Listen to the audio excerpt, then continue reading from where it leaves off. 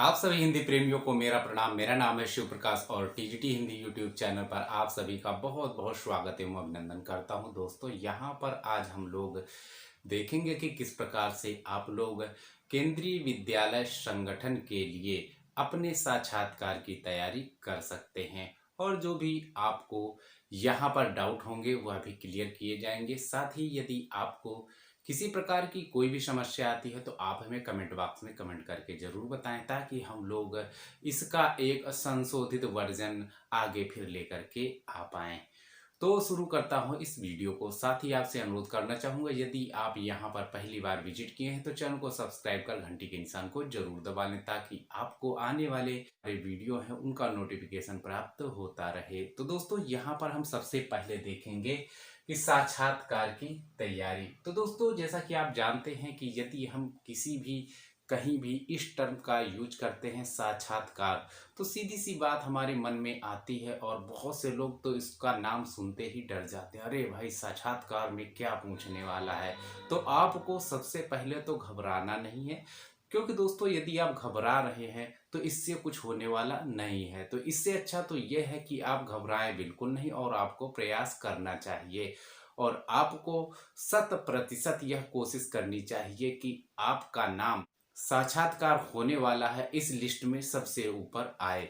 तो इसके लिए तो सबसे पहले जरूरी है कि साक्षात्कार को जानना कि आखिर इसमें क्या क्या पूछा जाता है, और फिर इसके ऊपर आपने अपने डेडिकेशन के अनुसार इस पर काम करना है और इसके द्वारा चाही गई यानी कि साक्षात्कार में जो भी योग्यताएं होती हैं, जो चीज साक्षात्कारकर्ता देखना चाहता है, आप लोग उसके अनुरूप ही अपने आप को ढाल लें, जिससे कि आपका साक्षात्कार तो क्लियर ही होगा, साथ ही आपके अंदर कुछ एक ऐसे गुणों का भी डेवलपमेंट होगा जो कि समाज और जो भी संस्थान होते हैं उनके लिए काफ़ी फायदे वाला होता है।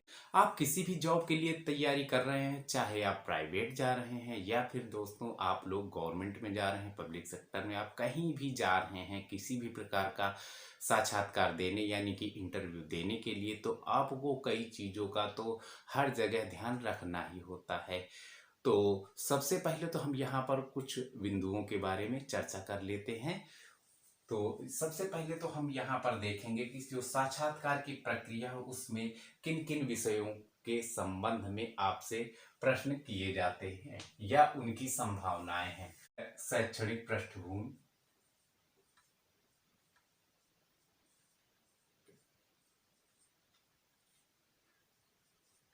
शैक्षणिक पृष्ठभूमि,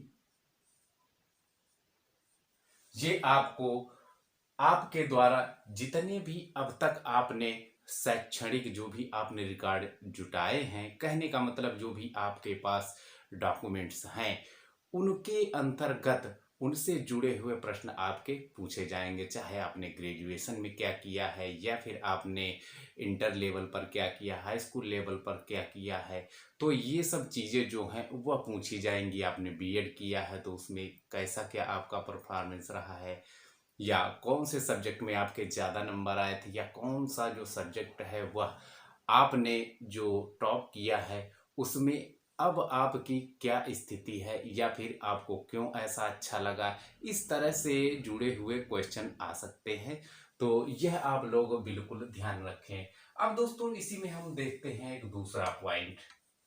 तो दूसरे पॉइंट में आपका होगा कि आपके जो अनुभव और उपलब्धियां हैं उनके बारे में। अनुभव और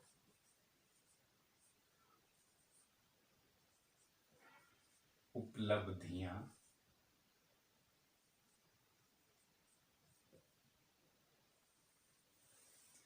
तो इससे जुड़े हुए भी आपसे प्रश्न किए जाएंगे कि आपने अभी तक कहाँ कहाँ पर कौन कौन सा जॉब किया है, सरकारी किया है या प्राइवेट किया है, या आप सेल्फ एम्प्लॉयड थे या फिर स्टूडेंट थे। इससे संबंधित, साथ ही यदि आपने कोई कार्य किया है तो उससे संबंधित आपसे कुछ प्रश्न किए जाएंगे। साथ ही आपने कोई उपलब्धि हासिल की है, कोई ऐसा सर्टिफिकेट किया है, या फिर किसी क्षेत्र में आपने बहुत ही उम्दा वहाँ पर प्रदर्शन किया है, कोई खेल कूद से संबंध रखते हैं या फिर अन्य कोई भी आपका ऐसा क्षेत्र है, यानी कोई ऐसी उपलब्धि है जिससे संबंधित यदि आपके पास कोई अनुभव है तो आपसे वहाँ पर प्रश्न किए जाएंगे। तो इस तरह की चीज़ें आप पहले से ही तैयार रखें। इसके बाद आता है तीसरे नंबर पर व्यक्तिगत जानकारी।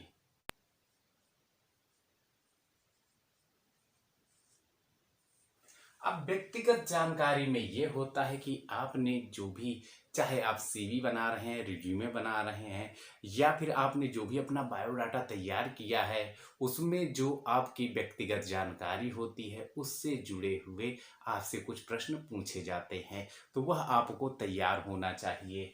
साथ ही दोस्तों, व्यक्तिगत जानकारी के अंतर्गत वह सभी चीज़ें आपकी आ जाएंगी कि आपकी क्या पसंद है, क्या नापसंद है, या फिर आपके जो ये अनुभव हुए या अन्य समस्त प्रकार की व्यक्तिगत जानकारी जो कि वहाँ पर इंटरव्यूअर आपसे उन्हीं में से कोई प्रश्न उठा करके आपसे सवाल करेगा और आपको उसको सेटिस्फाइड करने के लिए संतोषजनक उत्तर देने की कोशिश करनी होगी।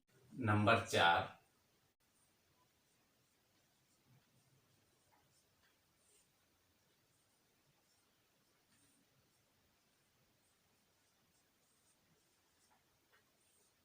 आपका दृष्टिकोण एवं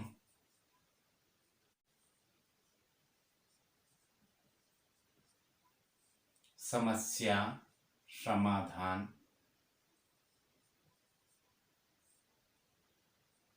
कौशल।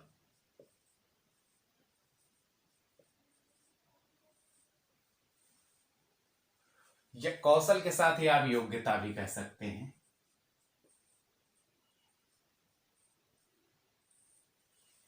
तो इसके अंतर्गत कि यदि कोई समस्या आती है जिस कार्य के लिए आप चयनित किए जा रहे हैं, तो उसको आप किस प्रकार से समाधान करेंगे। तो यदि आप टीचिंग प्रोफेशन को आपने चुना है और यहाँ पर आपका काम होगा कि आप बच्चों को भली भांति जो है उनकी समस्याओं का समाधान करने में कुशल हों, यानी कि आपके अंदर वह योग्यता होनी चाहिए जिसके माध्यम से आप अपने बच्चों को इस प्रकार से ट्रीट करें, इस प्रकार से उनको डेवलप करने में मदद करें कि दोस्तों वो जो बच्चे हैं उनमें यदि किसी प्रकार का कोई त्रुटि हो रही है, कहने का मतलब यदि उनको किसी प्रकार की कोई समस्या हो रही है, तो आपका उस समस्या के प्रति क्या दृष्टिकोण होगा और उस समस्या को लेकर के आप कितना सीरियस होंगे, साथ ही उस समस्या से आप किस प्रकार से निकलने के नए नए तरीके बताएंगे या फिर नए नए तरीके आजमाएंगे। हम जिस संस्थान में जा रहे हैं उसके बारे में जानकारी, आखिर क्यों, क्योंकि यदि हमको उस संस्थान के बारे में जानकारी ही नहीं है कि आखिर यह जो संस्थान है किस प्रकार से कार्य करता है और यह जो भर्ती कर रहा है उसके क्या एम हैं और उनको फुलफिल करने के लिए हमारे अंदर वह योग्यताएं होंगी, तभी वो लोग हमें स्वीकार करेंगे। तो इसके लिए आपको उस जो संस्थान है, यानी कि यदि आप केंद्रीय विद्यालय में, चाहे आप पीआरटी के लिए जा रहे हैं या फिर दोस्तों आप लोग टीजीटी या पीजीटी के लिए जा रहे हैं, तो आपको यह अवश्य ही ज्ञात होना चाहिए कि केंद्रीय विद्यालय संगठन जो है वह किस प्रकार की प्रतिभाओं की डिमांड करता है। संगठन। अब इसके साथ ही दोस्तों हम लोग यह चीज और देखेंगे कि आखिर जो हमारी टीचिंग स्किल है उनको भी वहां पर परखा जाएगा। तो आपको जो आपका शैक्षिक कौशल है, छठा आप डाल सकते हैं,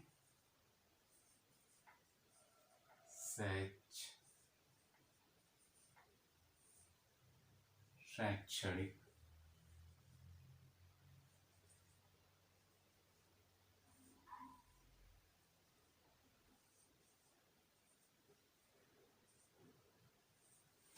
तो शैक्षणिक जो तकनीक है या कौशल है उसके बारे में भी आपको ज्ञान होना चाहिए। यदि आप टीचर हैं तो टीचर किस प्रकार से पढ़ाता है, उसे किस किस प्रकार से समस्या समाधान करने चाहिए। नए नए जो तरीके हैं और वर्तमान समय में जो शिक्षा व्यवस्था चल रही है उससे संबंधित उसे उन चीज़ों का ज्ञान अवश्य होना चाहिए। आगे हम यहाँ पर विस्तार पूर्वक चर्चा करेंगे। हो सकता है ये लेक्चर काफ़ी बड़ा हो जाए, तो आप इसको आराम आराम से देख लीजिए। यदि आपको लगता है कि मैं थोड़ा धीरे धीरे बात कर रहा हूँ, तो आप लोग वीडियो को थोड़ा सा फास्ट फॉरवर्ड पर लगा करके भी देख सकते हैं।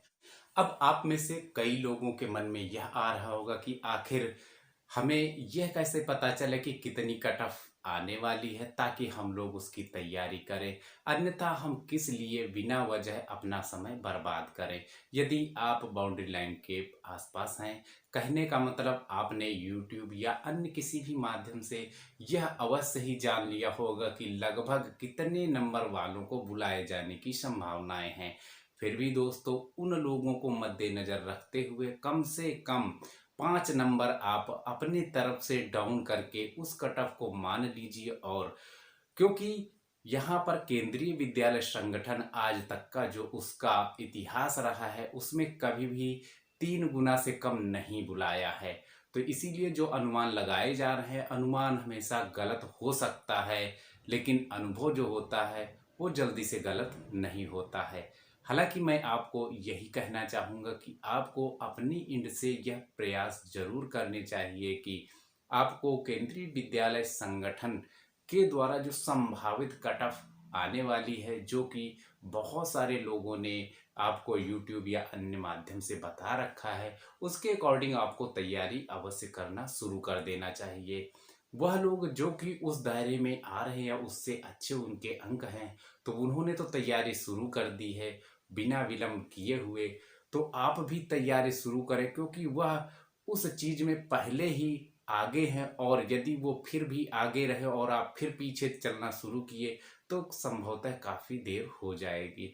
अब मैं उन लोगों के लिए यह बातें कह रहा हूँ जो लोग वास्तव में सरकारी जॉब करना चाहते हैं। मैं उन लोगों के लिए यह बिल्कुल नहीं कह रहा हूँ जो अन्य कोई नौकरी के लिए प्रयास कर रहे थे और उन्होंने यूं ही बस केंद्रीय विद्यालय में फार्म डाल दिया था और बाउंड्री लाइन पर पहुंच चुके हैं, और उन्हें यह डिसाइड करने में समस्या हो रही कि आखिर वह साक्षात्कार के लिए तैयारी करें या ना करें, या दूसरी कोई उनकी जो जॉब लगने वाली है उससे संबंधित तैयारी करें, और उसमें यदि कंफर्टेबल हैं तो वो उसी की तैयारी करें। इसमें मैं आपसे यह भी नहीं कह रहा हूँ कि आप तैयारी कीजिए या ना कीजिए। जिन लोगों को इसकी ज़रूरत है वह लोग यह वीडियो अच्छे से देख लें, और साथ ही उनसे अनुरोध करना चाहूँगा कि आप जो तैयारी है वह अभी से शुरू कर दीजिए। कुछ ये एक मैं यहाँ पर आपको टिप्स बताऊँगा, उनको यदि आप ध्यान में रखेंगे तो दोस्तों आपका फ़ायदा अवश्य होगा। तो साक्षात्कार में आपको ध्यान रखना है कि बहुत से लोग अभी भी खूब पढ़ने में जुटे होंगे कि आखिर पता नहीं मुझसे साक्षात्कारकर्ता के द्वारा क्या पूछ लिया जाएगा। तो दोस्तों, अब एक चीज़ मैं यहाँ पर क्लियर करना चाहूँगा कि आपको अब जितना भी विषय का ज्ञान है उस पर और ज़्यादा पढ़ने की आवश्यकता नहीं है। कहने का मतलब अब डीप में जाने की आवश्यकता नहीं है। साक्षात्कार जब भी होता है तो वहाँ पर आपको आपके व्यक्तित्व का परीक्षण किया जाता है। सब्जेक्ट से संबंधित जो भी प्रश्नोत्तर थे वह आपने लिखित परीक्षा के रूप में पहले ही उसको पास कर लिया है, या फिर आपने उस अटेम्प्ट को समाप्त कर लिया है। अब आप आगे की ओर बढ़ रहे हैं और साक्षात्कार में आपसे सामान्य प्रश्न ही किए जाते हैं। बस यहाँ पर आपसे जो उम्मीद की जाती है कि आप जिस प्रोफेशन के लिए आए हुए हैं, क्या आप उसके योग्य हैं, क्या आपके अंदर वह गुण हैं। तो यहाँ पर आपको अपने गुणों का प्रदर्शन करना है। साथ ही जो भी परिस्थितियाँ उत्पन्न होती हैं कक्षा कक्ष में, या फिर जो बच्चों से संबंधित होता है कोई भी कार्य, उसको आप किस प्रकार से निष्पादित करने के प्रयास करेंगे, ये सारी संभावनाएं आपसे जो साक्षात्कारकर्ता होते हैं वह उम्मीद करते हैं। और इसी के लिए आपको साक्षात्कार में यह बिंदु अब बिल्कुल भी नहीं अंदर लाना चाहिए कि हमने पहले क्या पढ़ा था और किस प्रकार से हम यहाँ तक पहुँचे हैं, यानी कि अभी तक हमारा अच्छे से कोई चीज़ तैयारी नहीं हो पाई है। ऐसा तैयारी किसी की भी नहीं होती है। वह कोई भी व्यक्ति हो, कुछ एक लोग हैं जो बहुत पहले से ही तैयारी कर रहे हैं, तो उनके लिए तो ये बहुत ही आसान होगा कि हाँ भाई, उनका सारा कुछ हो गया और सब कुछ मज़े में हो गया। लेकिन अधिकांश लोग आपके ही जैसे हैं, आपके ही साथ वाले हैं, जो कि विभिन्न जगहों से आए हुए हैं। तो आपको यह चीज़ अपने मन में नहीं रखना चाहिए कि हम जो हैं वो बहुत कमज़ोर हैं और हमें विषय का पूरा ज्ञान नहीं होता। पूरा ज्ञान तो जो साक्षात्कार करता है उसे भी नहीं होगा, कि आखिर उससे भी कोई क्वेश्चन पूछ लेंगे तो जाहिर सी बात है कोई ज़रूरी नहीं कि उसे वह चीज़ आती हो। यानी कि इस पृथ्वी के ऊपर कोई भी ऐसा प्राणी नहीं है जिसे संपूर्ण ज्ञान हो चुका हो। हर व्यक्ति में कुछ ना कुछ कमी शेष रह ही जाती है। तो दोस्तों, आप बिल्कुल निश्चिंत रहें।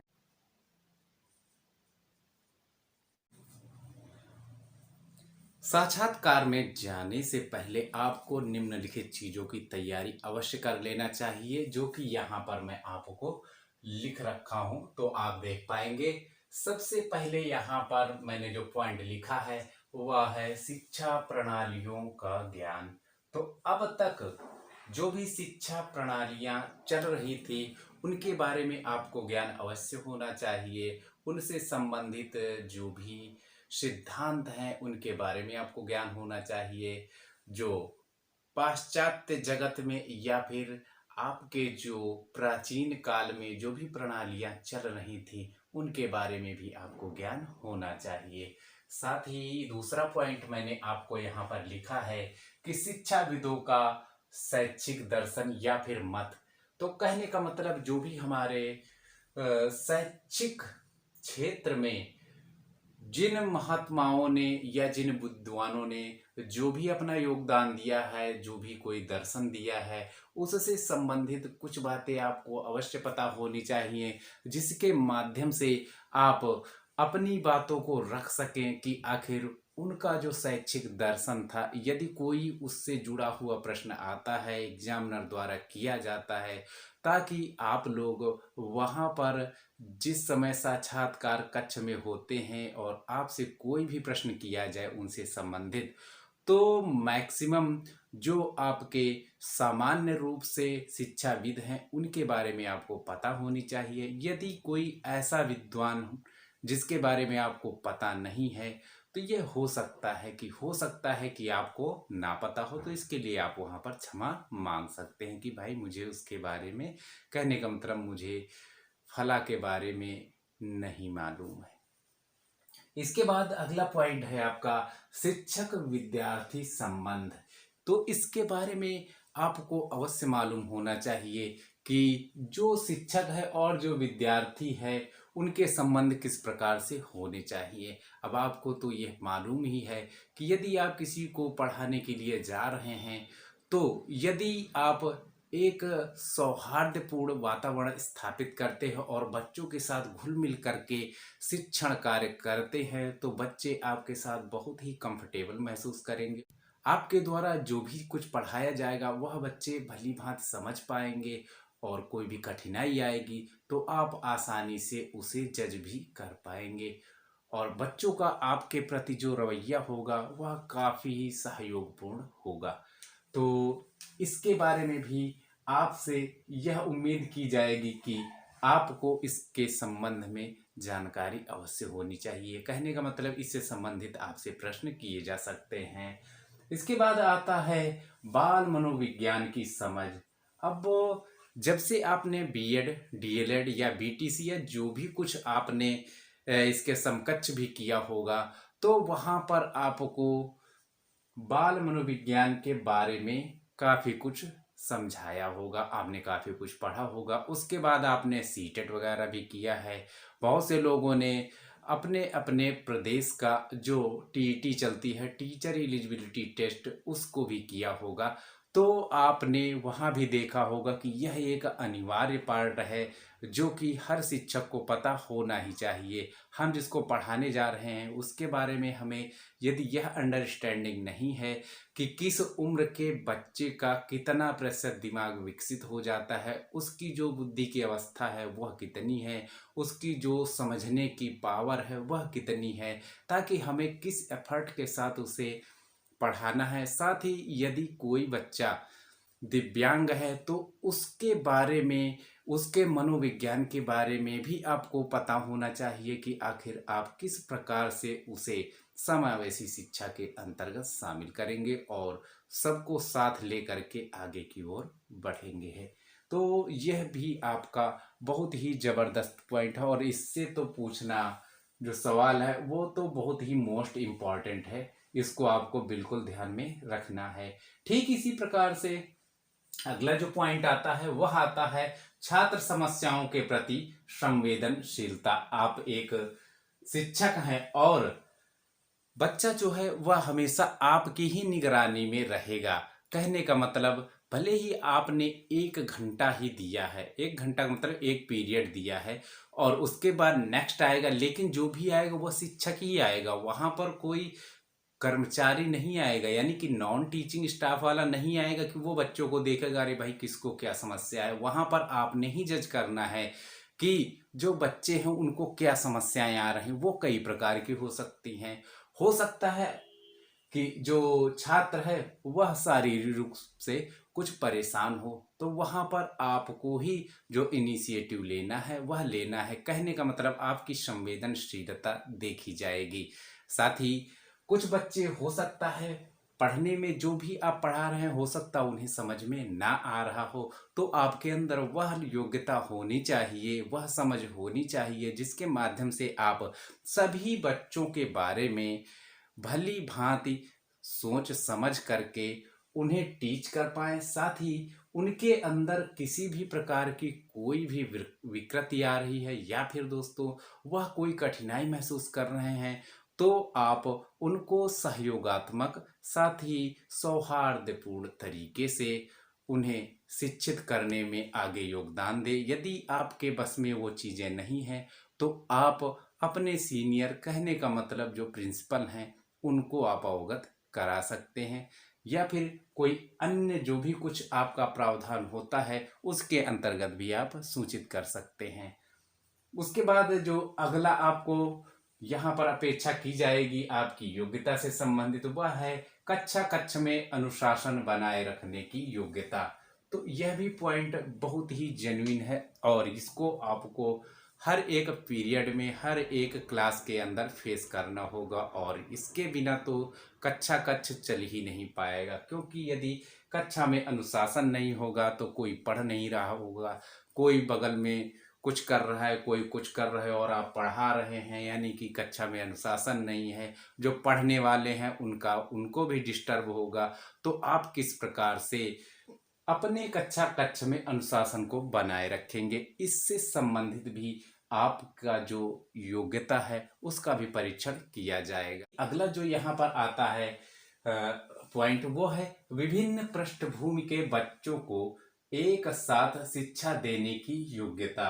अब आपके अंदर क्या वह क्षमता है, वह योग्यता है कि आप विभिन्न परिस्थितियों से निकल करके जो बच्चे अब आपके समक्ष आए हैं शिक्षा लेने के लिए, तो उनको आप किस प्रकार से समायोजित करके आगे की ओर अपने शिक्षण कार्य को बढ़ाएंगे। क्योंकि हो सकता है कुछ बच्चे पिछड़े हुए हों, पिछड़े का मतलब अलग अलग बैकग्राउंड से आए हुए हैं। कुछ बच्चे हो सकता है ऐसी जगहों से आए हैं जिनको कि उतना पढ़ने का मौका नहीं मिला है। क्योंकि आप जब भी तैनात किए जाएंगे तो केंद्रीय विद्यालय जो भारत भर में सभी राज्यों में और केंद्र शासित प्रदेशों में फैले हुए हैं, तो वहाँ पर आपको अलग अलग प्रकार के लोग मिलेंगे, अलग अलग संस्कृति वाले मिलेंगे। तो बच्चे भी आपको अलग अलग प्रकार के मिलने वाले हैं और अलग अलग जगहों से आने वाले हैं। कुछ बच्चे तो ऐसे मिलेंगे जो कि सरकारी जॉब में जिनके माता पिता हैं वह आएंगे, कुछ वहाँ के लोकल वाले होंगे। तो इस प्रकार से आपको अलग अलग प्रकार के बच्चों को एक साथ टीच करना होगा। इसके लिए आपके अंदर वह योग्यता होनी चाहिए कि आप सभी बच्चों के बारे में ध्यान रखते हुए अपने शिक्षण कार्य को आगे बढ़ाने की योग्यता आपके अंदर अवश्य होनी चाहिए। इसके बाद जो अगला पॉइंट है वह आपकी जो क्षमता है वह होनी चाहिए कक्षा कक्ष में शैक्षिक वातावरण बनाए रखने की योग्यता। यह भी ठीक इसी प्रकार से है कि जैसे कि अनुशासन बनाए रखने की योग्यता है, वैसे ही शैक्षिक वातावरण बनाए रखने की योग्यता है। कहने का मतलब यह है, आपको कुछ इस प्रकार से बच्चों को टीच करना है कि बच्चे आपकी जो शिक्षण विधियां हैं उनसे प्रभावित हो करके वह शिक्षण कार्यों में रुचि उत्पन्न कर सके। और साथ ही आपका यह कर्तव्य भी होना चाहिए कि जो भी बच्चे आए हैं उन्हें मैं इस प्रकार से पढ़ाऊं कि उनको समझ में भी आए और साथ में बच्चे हमारे साथ घुल मिल करके अपना जो शिक्षण कार्य है वह आगे बढ़ा सके। और इसके बाद जो अगला आपका पॉइंट है वह है विद्यार्थियों को मोटिवेट करने की योग्यता। तो जो भी विद्यार्थी हैं वो सदैव आपके ही टच में रहेंगे। आपका मतलब है एक शिक्षक के उसमें, और उन्हें कोई भी समस्या आती है तो गाइड भी आप ही करेंगे, काउंसलिंग भी आप ही करेंगे। आपको ही सबसे ज़्यादा वहाँ पर मालूम होता है कि आखिर कौन सा बच्चा किस प्रकार का है और किस बच्चे को क्या समस्या है और किस बच्चे को किस चीज़ की ज़रूरत की आवश्यकता हो सकती है। तो आपके अंदर ये जो क्वालिटी है वह होनी चाहिए कि आप, यदि कोई बच्चा थोड़ा सा पिछड़ा है, पिछड़ा का मतलब जो पढ़ने लिखने में थोड़ा सा कमज़ोर है, तो उसे भी आपने प्रेरित करना है, उसे भी उत्साहित करना है ताकि वह भी अच्छा परफॉर्मेंस दिखा सके। और उसको मोटिवेट करके आपको उन समस्त बालकों में यानी कि उन समस्त विद्यार्थियों में समाहित करना है जो कि उससे आगे हैं। तो यह चीज़ भी आपके अंदर अवश्य होनी चाहिए। अब यहाँ पर आपको आगे मैं कुछ बता रहा हूँ, जैसे कि भाषा समझ की योग्यता, जिसमें कि खास करके अंग्रेजी भाषा।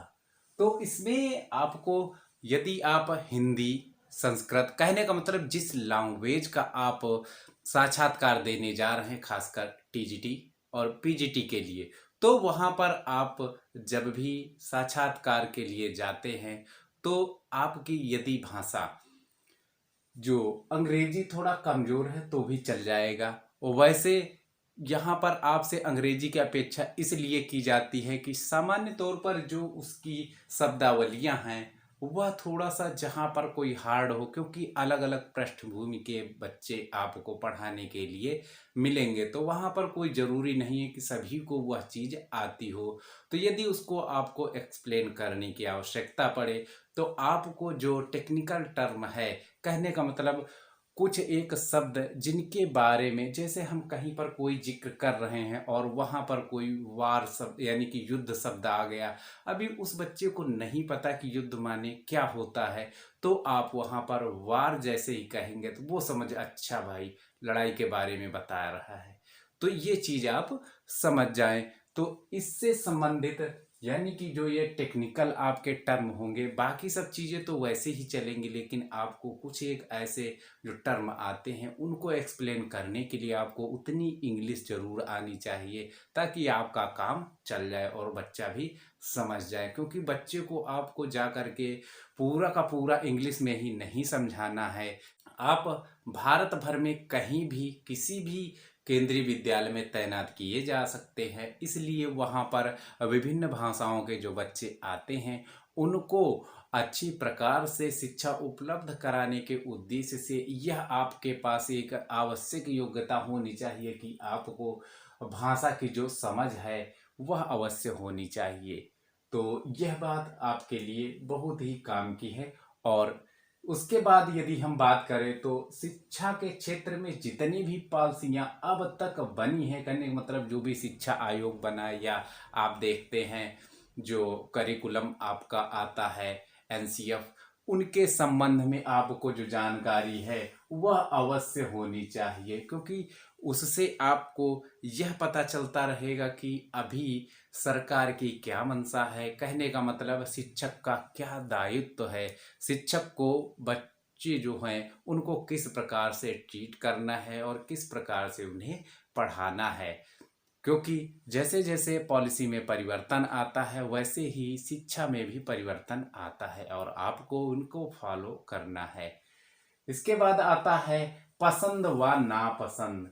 तो यहाँ से भी आपका कोई न कोई प्रश्न बनता ही है। तो पसंद में तो अधिकतर सभी लोग अपनी अपनी हॉबी लिखते हैं, लेकिन जब भी आप अपनी कोई भी हॉबी लिखते हैं तो आपको यह ध्यान रखना है कि जो भी आप हॉबी लिख रहे हैं उसका कोई नकारात्मक प्रभाव आपके शिक्षण कार्य पर नहीं होना चाहिए। तो यदि आप कोई भी पसंद बता रहे हैं और आपने जो भी उसमें लिखा है, तो साक्षात्कारकर्ता आपकी पसंद से संबंधित क्वेश्चन ज़रूर करेंगे। यदि आपने यह लिखा है कि मैं पुस्तकें पढ़ता हूँ, तो आपसे क्वेश्चन किया जा सकता है कि हाल ही में कौन सी पुस्तक पढ़ी थी, या फला जो पुस्तक है वह किसने लिखी है, क्या आपने फला पुस्तक पढ़ी थी। या फिर इसी तरह से कई लोगों का शौक है कि भाई लिखते हैं हम, यानी कि कोई पोयम हो गई या फिर कोई लेखक है अलग अलग कहानियाँ उपन्यास कुछ भी लिखता है तो बोलेंगे भैया आपने हाल में क्या लिखा था उसको ज़रा सुनाइए। कोई पोएम वगैरह आपने लिखी है तो बोलेंगे उसके बारे में सुनाइए, या पोएम से संबंधित कोई चीज़ें पूछ लेंगे, या आप गद्यकार है तो उन विधाओं से संबंधित कोई प्रश्न पूछ लेंगे, या फिर उसके जो टेक्निकल टर्म होते हैं उससे संबंधित आपसे कोई भी प्रश्न पूछ सकते हैं। यदि आप नृत्य गायन आदि किसी भी प्रकार की कोई भी हॉबी लिखते हैं तो आपसे जो प्रश्न है वहाँ पर उससे संबंधित किया जा सकता है। तो इसीलिए आपको वही चीज़ें वहाँ पर मेंशन करनी है, यानी कि पसंद नापसंद वाले हिस्से में, यानी कि उस विकल्प में, ताकि आपको उससे संबंधित भी जानकारी होनी चाहिए। अब बात करें यदि नापसंद की, तो ऐसी कोई भी नापसंद आप ना लिखें जिसके माध्यम से आपका जो केंद्रीय विद्यालय है उसके जो उद्देश्य है उनसे कोई टकराहट नहीं होनी चाहिए। कहने का मतलब आपकी जो नापसंद है वो कुछ ऐसी हो सकती है जैसे मैं शैक्षिक जो गतिविधियां हैं उनके सिवा अन्य चीज़ों से ज़्यादा मतलब नहीं रखता हूँ, या फिर मुझे राजनीति जो है वह पसंद नहीं है। आखिर क्यों नहीं है तो आप अपना जवाब अपने हिसाब से एक्सप्लेन कर सकते हैं। इनमें किसी भी प्रकार की आपको बनावट वाला उत्तर नहीं देना है, क्योंकि यदि आप कोई बनावटी उत्तर देते हैं, कहने का मतलब कूट रचित यानी छद्म कोई ऐसे ही टेम्परेरी आप कोई ऐसे अपने दिमाग में विचार बना लिए कि मैं ये बता देता हूँ, और उसके बाद उस पर कोई प्रश्न किया जाता है कि भाई आपको अच्छा ये चीज़ नहीं पसंद आई, तो आखिर क्या कारण है कि आपको ये चीज़ पसंद नहीं आ रही है। तो आपको उसमें अपना तर्क अवश्य लगाना, और तर्क ऐसा ही लगाना है जो कि चलने वाला हो। ऐसा नहीं कि बस आप ही उसमें सर्वे सर्वा हैं और बाकी जो दुनिया है वह कुछ भी नहीं है। कहने का मतलब दुनिया की नज़र में आप ही उसको श्रेष्ठ मानते हैं कि वही तर्क आपका सही है। तो ऐसा ना करें। कहने का मतलब ज़बरदस्ती वाला काम बिल्कुल ना करें। तो ये हो गया। अब हम चलते हैं थोड़ा सा अगले पॉइंटों की। वो तो व्यक्तित्व को सुधारने के कुछ एक पॉइंट यहाँ पर है, जैसे कि आपको बनावटीपन छोड़ना पड़ेगा। तो बनावटीपन का ये एक तात्पर्य है कि जो आप कार्य करते हैं उनको बिल्कुल नेचुरल रूप से करें। यहाँ पर आपको यह नहीं दिखाना है किसी को कि जो मैं कार्य कर रहा हूँ वह सिर्फ दिखाने के लिए है, बल्कि आपको जो भी काम करना है मेहनत और ईमानदारी अपनी लगन के साथ करना है। उसके साथ ही जो भी आप बातें करते हैं उनमें सत्यनिष्ठा की जो झलक है वह दिखाई देनी चाहिए। कहने का मतलब आप जो कार्य कर रहे हैं वो सत्यनिष्ठा पूर्वक ही कर रहे हैं।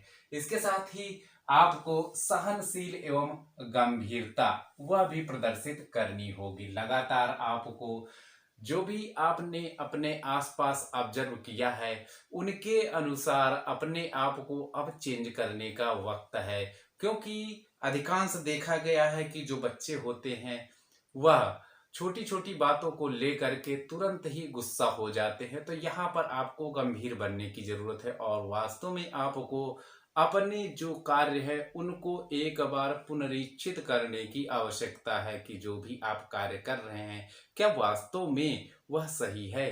तो कहने का मतलब गंभीर आप तभी बनेंगे जब अगले की भी समस्या को समझेंगे, और कोई भी जो घटना हो रही है या फिर जो भी कार्य चल रहा है उससे संबंधित आपको अपने ही नज़रिए से नहीं देखना है, बल्कि उसके नज़रिए से भी देखना है कि यदि आप भी उस जगह होते तो क्या करते। इससे आपकी जो अंडरस्टैंडिंग है वह डेवलप होगी और आपका जो माइंड है वह इस चीज़ को समझ जाएगा कि आखिर हमें अब क्या करना चाहिए। कहने का मतलब जो आपके अंदर सहनशीलता और गंभीर बनने का गुण है वह डेवलप होना शुरू हो जाएगा।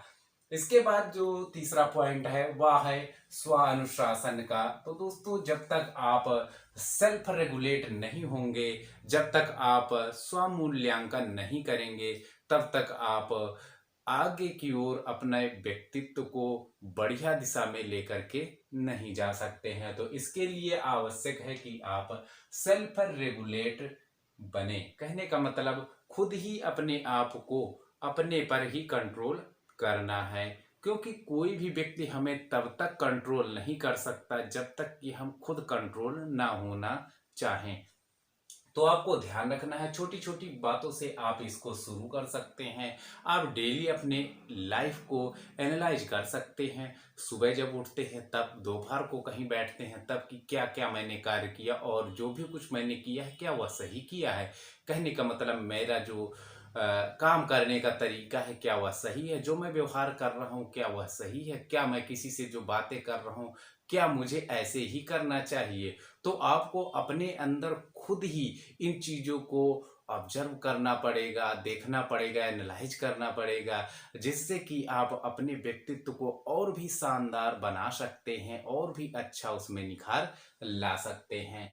अब यहाँ पर हम लोग देखेंगे कि आपको अपनी जो शरीर साफ सफाई और जो पहनावा है उसको किस प्रकार से तैयार करना है इंटरव्यू के लिए।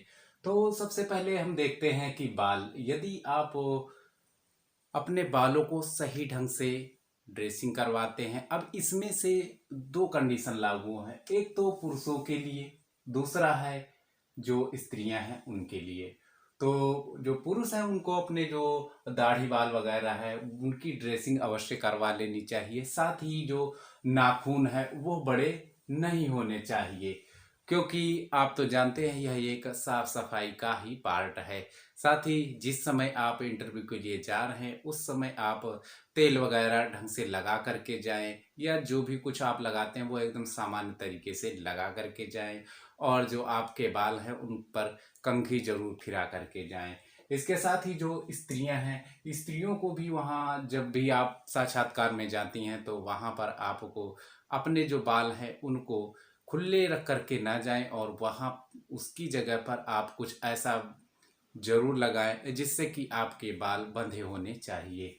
वैसे यदि आपको ज़्यादा कंफर्टेबल महसूस करना है तो जिस प्रकार से आपने डीएलएड, बीटीसी या बीएड में जो भी आपने टीचिंग की थी उसमें जो भी कुछ आपको बताया गया ठीक उसी प्रकार से यदि प्रिपेयर करते हैं तो आपका जो साक्षात्कार वाला पॉइंट है वह काफ़ी अच्छा हो जाएगा। तो इसका आप लोग ध्यान रखें। इसके साथ ही हम चेहरे पर मेकअप की बात करें तो चाहे पुरुष हो या स्त्रियां हो, तो पुरुषों को भी अपने चेहरे पर अधिकांश तौर पर तो वो कुछ ऐसा लगाते नहीं है, फिर भी उन्हें कोई एक्स्ट्रा जो मेकअप होता है उससे बचना चाहिए। ठीक इसी प्रकार से स्त्रियों को भी चाहिए कि वह ज़्यादा चेहरे पर मेकअप वगैरह ना करें, एकदम सामान्य नेचुरली होकर के जाएं, और ऐसा कोई भी पॉइंट ना छोड़े कि जो इंटरव्यूअर है उसको कुछ अलग महसूस हो और वह आपको निगेटिव की तरफ मार्किंग कर दे। तो ये चीज़ आपको बेहद ध्यान रखना है। स्त्रियों को यदि जो शादीशुदा हैं उन्हें कुछ ऐसा नहीं करना चाहिए, जैसा कि हम देखते हैं कि कुछ एक जगहों पर ऐसा रिवाज है कि वह जो मांग भरती हैं वो यहाँ इधर से ले करके और सीधे यहाँ नाक तक आता है। तो मेरे हिसाब से अगर ऐसा करके इंटरव्यू बोर्ड के सामने जाया जाए तो उसका निगेटिव ही फर्क पड़ेगा। तो उतनी ही औपचारिकताएं करें जितनी कि वास्तव में ज़रूरी हो। कहने का मतलब अपने आप को थोड़ा ठीक ठाक ड्रेसिंग करके जाएं, और जो सामान्य तौर पर जितनी औपचारिकता है उतनी ही करें, ज़्यादा मेकअप करने की कोशिश ना करें। और साथ में जो बिंदी बिंदी जो लोग लगाते हैं तो इतनी बड़ी बिंदी ना लगाएं कि बहुत बड़ा लगा लिया है तो वो भी थोड़ा सा निगेटिव साइन रहेगा। तो इसके लिए अगर छोटी सी बिंदी लगाते हैं या सिंदूर की बिंदी लगाते हैं तो कोई दिक्कत नहीं। इसके साथ ही यदि हम आभूषणों की बात करें तो आभूषणों में आता है पुरुषों के लिए भी और स्त्रियों के लिए भी। तो आप यदि कोई चेन पहन रहे हैं या कुछ भी ऐसा तो वो आपके कपड़ों के अंदर ही हो, यानी कि दिखाई ना दे तो ज़्यादा बेहतर है। उसके साथ ही कई लोग क्या करते हैं कि हाथों में उनकी अंगुलियां हैं, उनमें एक या दो अंगूठियां पड़ी मिल जाएंगी, तो इससे उन्हें बचना चाहिए। अभी आपको इंटरव्यू देने जाना है तो वहाँ पर आपको सामान्य व्यक्ति की तरह जाना चाहिए, ज़्यादा दिखावा करने की आवश्यकता नहीं। इन चीज़ों को दिखावा माना जाता है तो इससे आपको बचना चाहिए। इसके साथ ही अन्य यदि बात करें तो कोई भी चीज़ जो स्त्रियां भी पहनती हैं तो उन्हें ऐसी जैसी चीज़ें नहीं पहननी चाहिए जो कि दिखने में काफ़ी भड़कीली लगती हो, या फिर जो पैर वगैरह में पहनते हैं तो वहाँ पर कोई आवाज़ हो, तो ऐसी चीज़ों को पहनने से बचना चाहिए। क्योंकि जब आप इंटरव्यूअर के सामने जाते हैं और वहाँ पर डेमो टीचिंग वगैरह भी आपको करना पड़ेगा तो वहाँ भी आपको चलने से जो आवाज़ें वाजें होंगे तो थोड़ा सा अच्छा प्रभाव उन पर नहीं पड़ेगा मेरे हिसाब से। बाकी आपकी इच्छा है, आप कुछ भी कर सकते हैं, लेकिन यदि हमारा कहना मानेंगे तो आप इन पॉइंटों को ध्यान रख के इससे बचेंगे तो ज़्यादा बेहतर रहेगा। अब बात करते हैं पहनावे के ऊपर, यानी कि सबसे पहले पहनावे में आता है आपके कपड़े। तो दोस्तों कपड़े जो है वह आपको वैसे ही पहनने हैं जो कि आप नॉर्मली पहन रहे हैं। यदि आप डेली लाइफ में जो पहन रहे हैं और थोड़ा ठीक ठाक है, बस गंदे नहीं होने चाहिए, यानी साफ सुथरे होने चाहिए। नया हो या फिर पुराना हो इससे कोई फर्क नहीं पड़ता है। पुराने का मतलब गंदे नहीं होने चाहिए, जो आप नॉर्मली पहन रहे वही पहन। ये नहीं कि कल मैंने सिलवा करके लाया और आज मेरा इंटरव्यू, आज ही मैंने पहना और पहन करके चल दिए। अब वहाँ पर कहीं इधर कुछ निकल रहा है, कहीं उधर मार्किंग बनी हुई, कहीं कुछ निकला हुआ है और थोड़ा टाइट है, मैं कंफर्टेबल नहीं हूँ, थोड़ा सा माड़ी ज़्यादा लगी हुई है और थोड़ा टाइट पड़ रहे हैं, तो ऐसी समस्याओं में आप कंफर्टेबल नहीं होंगे तो अब आपका दिमाग कहीं और ही चलता रहेगा। इंटरव्यूअर कुछ आपसे प्रश्न करेगा तो आप उसका जवाब देने के बजाय आपका दिमाग कहीं और डिस्टर्ब होता रहेगा। तो ऐसी जो चीज़ें हैं इनसे बचने के लिए आसान यही होगा कि यदि आप वैसे सिला भी रहे हैं, माना कि आप सिला रहे हैं या फिर खरीद रहे हैं, तो आपको पहले ही खरीद करके उनको ट्राई कर लेना चाहिए और एक दो बार उनकी धुलाई उलाई करके प्रेस व्रेस हो जानी चाहिए, ताकि आप उसके साथ बिल्कुल ही सहज और आरामदेह महसूस कर सके। तो ये तो हो गया कपड़ों की बात। और साथ में इसका जो प्रकार की बात करें तो यदि आप पुरुष हैं तो आपको क्या करना है, सामान्य रूप से ये आप पैंट शर्ट पहन सकते हैं, साथ में बेल्ट लगाएं तो बहुत ही बढ़िया है, नहीं लगाते तो भी कोई बात नहीं है। तो लेकिन इतना कोशिश अवश्य करनी चाहिए। अब आपको कोई ऐसे सांस्कृतिक परिधान नहीं पहन करके जाना चाहिए जिससे कि आपका जो वहाँ प्रभाव है वह अलग हो जाए। कहने का मतलब कोई ऐसा दिखावा नहीं करना चाहिए जो कि जैसा केंद्रीय विद्यालय चाहता है उसके अनुरूप ना हो। और इस तरह के भी कपड़े नहीं पहनने चाहिए। मान लिया मैंने शर्ट सिला दिया और बहुत टाइट एकदम सिला लिया, पूरा अच्छे से एकदम चारों तरफ से एकदम जकड़ा हुआ है, पैर भी एकदम फर्स्ट क्लास उधर नीचे तक जा रहे हैं और बहुत मुश्किल मुझे हो रही है, मुझे बैठने के लिए कहीं पड़ गया, पता लगा कि कुछ गड़बड़ी हो रहा है। कहने का मतलब यह है कि मैं जो भी कपड़े पहन रहा हूँ एकदम सामान्य तरीके से, शालीन जो सामान्य मनुष्य पहनते हैं उस हिसाब से होना चाहिए। ज़्यादा फैशन वैशन पर आपको ध्यान नहीं देना है। तो परंपरागत रूप से आप चले।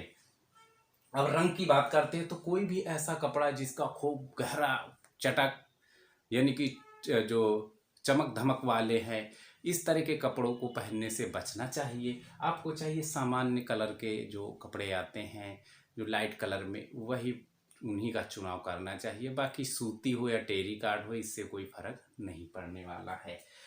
तो ये बात हो गई। साथ ही आपको जब भी कपड़े पहन करके जाना है तो आपको ध्यान रखना है कि उस पर इस्त्री जरूर हुई होनी चाहिए, यानी कि आपको प्रेस अवश्य करना है या करवा लेना है।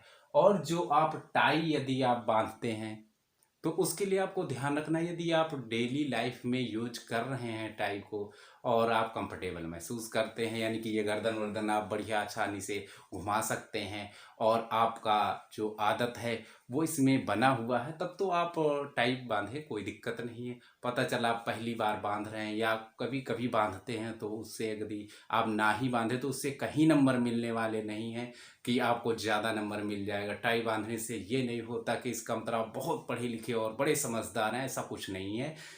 तो ये तो एक पार्ट है, तो लोग बांधते हैं भाई। पाश्चात्य यदि हम सभ्यता की बात करें तो उधर से हमने भी टाई को धीरे से अडॉप्ट कर लिया है, तो हम भी बांधने लगे हैं। तो इसी प्रकार से यदि आप अपने रूटीन में इसको शामिल कर रखें तो कोई दिक्कत नहीं है, आप नॉर्मल तरीके से बांधिए और कोई समस्या नहीं होने वाली है। और बात करें यदि आपका कोट पहनने का मन है या ब्लेजर पहनने का मन है, तो आपको यह चीज़ ध्यान रखना चाहिए कि जो भी आप ब्लेजर खरीद रहे हैं या कोट खरीद रहे हैं, जो पहनने वाले हैं, उसको पहले ही पहन करके उसको ट्राई कर लें ताकि उसमें आप कंफर्टेबल हो जाए, यानी कि आपके जो हाथ वाथ हैं वो चलने चाहिए। क्योंकि वहाँ जा कर के आपने सिर्फ पहन करके खड़ा तो होना नहीं है, आपने वहाँ कुछ लिखना होगा, कुछ कार्य करना होगा, कुछ चलने फिरने का ये वगैरह वगैरह कुछ भी आप सारी एक्टिविटीज़ करेंगे, जैसा भी वहाँ निर्देश मिलेगा तो उनके अकॉर्डिंग करना है। तो हमें उसमें कंफर्टेबल अवश्य होना चाहिए ताकि हम जो अपना 100% देने के लिए आए हैं साक्षात्कार में, वह हम अपना 100% वहाँ पर योगदान दे सके, उसमें कोई बाधा नहीं होनी चाहिए। और यदि आप ब्लेजर वगैरह नहीं पहनना चाहते हैं तो ना पहने, कोई दिक्कत नहीं है। इसी प्रकार से यदि हम स्त्रियों की बात करें तो उन्हें भी ऐसे ही कपड़े पहनने चाहिए जैसा कि आपने बीएड, डीएलएड या बीटीसी या जो भी समकक्ष में आपने किया है, उसके दौरान आपको जब टीचिंग आपका देखा गया था, यानी टीचिंग का जो आपका डेमो हुआ था वहाँ पर, तो उसमें जिस प्रकार से आपकी वेशभूषा थी, यदि उस प्रकार से आप बना करके जाएंगे तो काफ़ी बेहतर होगा मेरे हिसाब से। और कपड़े में भी आपको ध्यान रखना है कि जो साड़ी है वह 1 या 2 कलर की और सिंपल होनी चाहिए, ज़्यादा चटकीली मटकीली नहीं होनी चाहिए, और वही पहने जिसमें आप कंफर्टेबल हैं। यदि आप सूट पहनती हैं तो सूट पहनिए, ऐसी कोई दिक्कत नहीं होने वाली है। लेकिन ऐसी चीज़ों से बचना चाहिए जैसे कोई टी शर्ट पहन ले और नीचे लोअर डाल ले, तो थोड़ा सा अच्छा लगता नहीं है अब आपके प्रोफेशन के हिसाब से। और इसी प्रकार से अगर लड़कियों की बात करें, कुछ अलग हटके अगर वो पहनती हैं तो मुझे नहीं लगता है कि उन्हें पहनना चाहिए। बाकी उनकी अपनी इच्छा है भाई, वो अपने हिसाब से कर सकती हैं।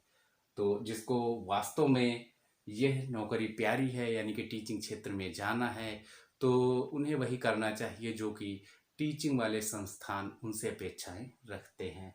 और जब भी आप कपड़े पहन लेते हैं तो एक आपको पेन जरूर अपने पास रखना चाहिए। कहने का मतलब आपकी पॉकेट में जिस प्रकार से मेरे यहाँ पर लगी हुई, ऐसे जरूर लगी होनी चाहिए। आप कितने रुपए की खरीद करके लगाते ये आपके ऊपर है, बाकी इससे कहीं नंबर नहीं मिलने वाले, लेकिन एक टीचर होने के नाते आपके पास एक पेन अवश्य होनी चाहिए। ध्यान ये रखना है कि वह जो पेन है वह लाल नहीं होनी चाहिए, उससे थोड़ा सा अभी बचना है। बाद में आपका जो दिल करे वो अपना रखो, वो तो आपकी मर्जी होगी। तो लाल और हरी से थोड़ा सा दूर ही रहे, नीला रखें तो काफ़ी बेहतर है। नीला का मतलब नीला चलता हुआ होना चाहिए, अब जेल हो या जो भी कुछ हो वो आप देख सकते हैं।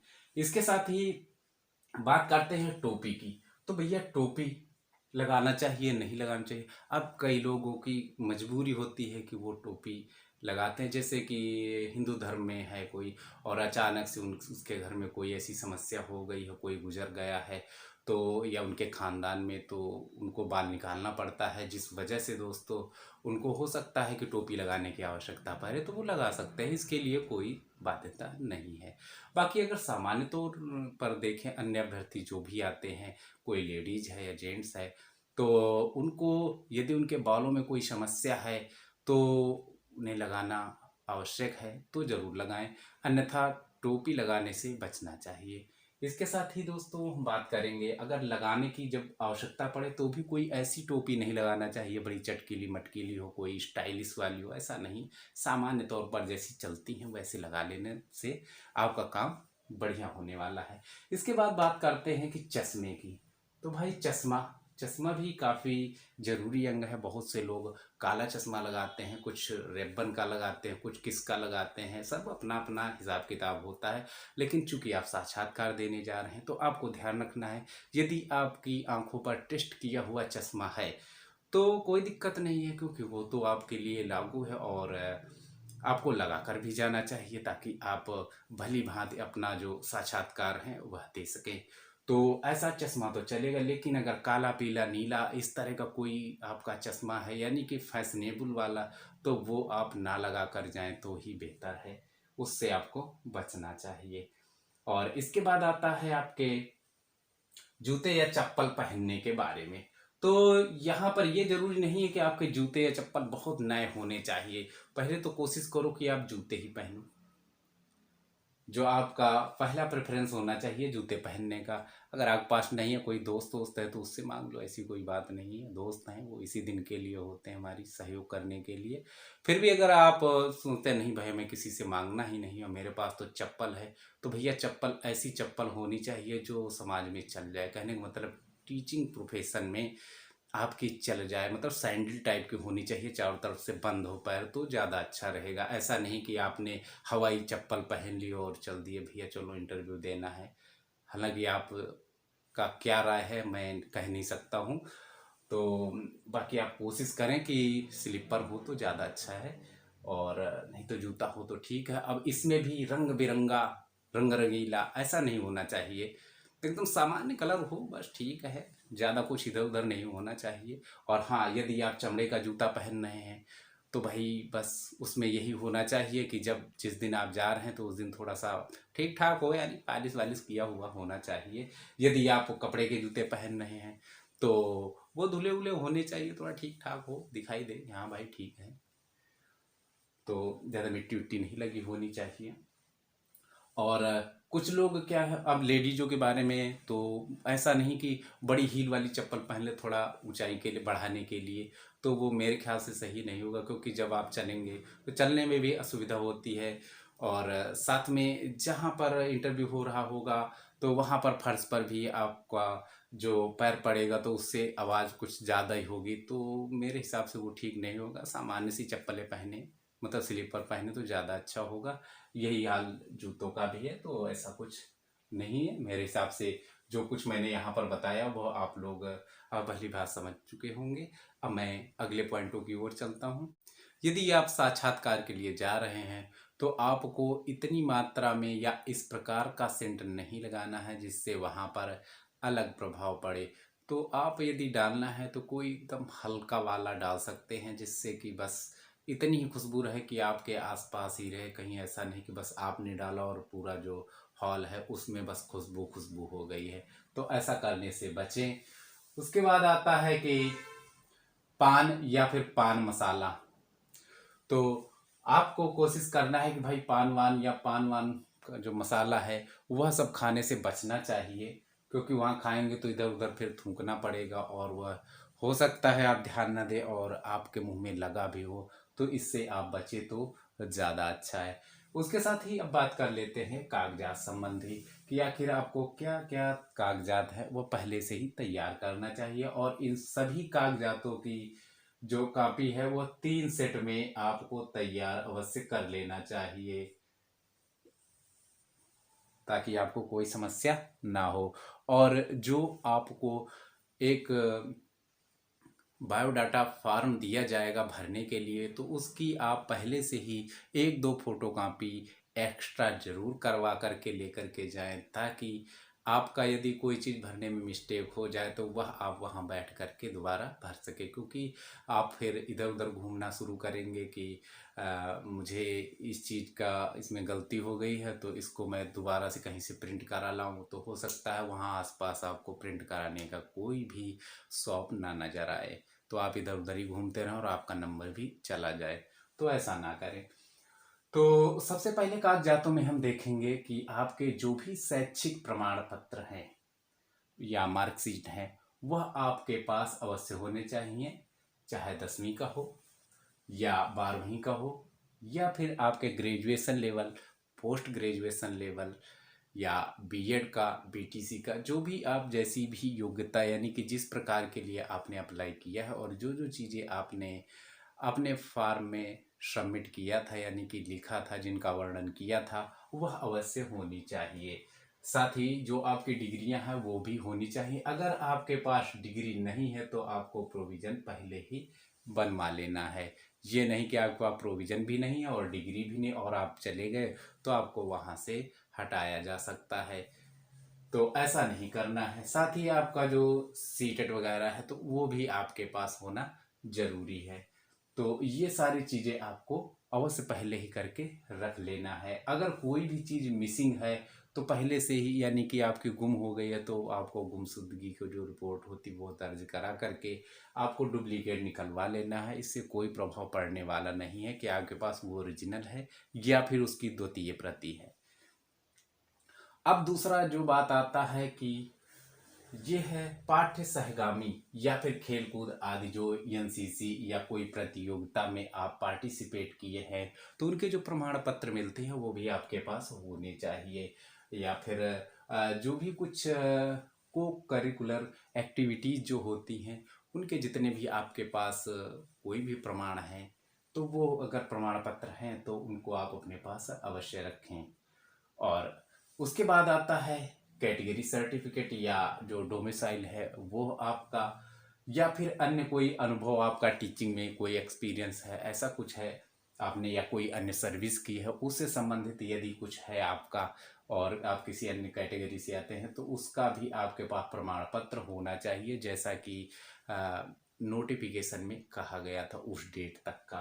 अब यहाँ पर साथ ही वो लोग जो कहीं पर सर्विस कर रहे हैं और उनको एनओसी आवश्यक है तो वो लोग अपनी एनओसी भी अवश्य रखें। अब कैटेगरी सर्टिफिकेट में कुछ एक कंडीशन आती हैं, जैसे कि ईडब्ल्यूएस का अलग होता है, ओबीसी का अलग है, एससी एसटी इस तरह से जो बनते हैं वो आप देख सकते हैं। कोई भूतपूर्व सैनिक है तो उसके लिए अलग है हिसाब किताब।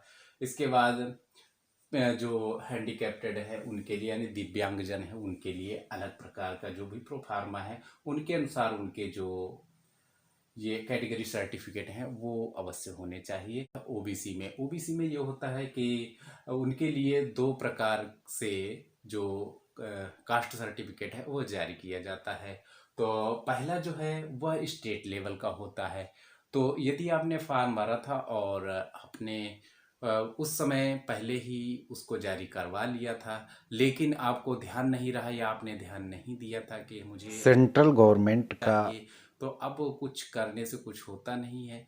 तो इसके लिए कोशिश ये करें कि आप अभी से पहले ही अप्लाई कर दें और जब तक आपको अ, साक्षात्कार के लिए जाना है तब तक वो यदि आपको मिल जाए तो वेल डन है, अच्छा है। मेरे हिसाब से तो हो जाना चाहिए क्योंकि ऑलरेडी आपका स्टेट का सर्टिफिकेट है। लेकिन यदि आपके पास स्टेट का भी सर्टिफिकेट नहीं है तो फिर आप जनरल में कंसीडर किए जाएंगे। वो भी उनके ऊपर है कि वो करेंगे या नहीं करेंगे। एक चीज़ और यहाँ पर हो सकती है, कई लोग क्या है कि माना कि वो ओबीसी से आ रहे थे और उनके पास कास्ट सर्टिफिकेट नहीं है और उन्होंने चूंकि सेंटर की भर्ती है और उसके लिए अप्लाई किया है और फिर वो क्या करेंगे कि मान लिया ओबीसी का सर्टिफिकेट नहीं है तो वो तो जनरल में हो गए और उन्होंने जो सीटेट पास किया था, सीटेट में 90 नंबर से कम थे। तो अगर उनके 90 नंबर से कम में जा रहा है तो फिर वो जनरल के लिए भी क्वालिफाई नहीं कर पाएंगे, तो वो यहाँ पर इस प्रतियोगिता से बाहर हो जाएंगे। यानी कि इसमें उन्हें जो आपका इंटरव्यू हो रहा है उसमें वो लोग पार्टिसिपेट नहीं कर पाए, तो इसका बहुत ही ख्याल रखें। अब बात करते हैं कि जब आप साक्षात्कार हाल में पहुंच जाते हैं, कहने का मतलब जहां पर आपको साक्षात्कार का यानी कि आपको जहाँ पर भी इंटरव्यू के लिए बुलाया जाता है, जब आप वहाँ पर पहुँचते हैं तो आपको क्या क्या आपके पास होना चाहिए या फिर वहाँ कैसे क्या करना है। तो भाई आप जा रहे हैं साक्षात्कार के लिए तो अब आपको पता है कि आपका पूरा दिन में कभी भी नंबर पड़ेगा।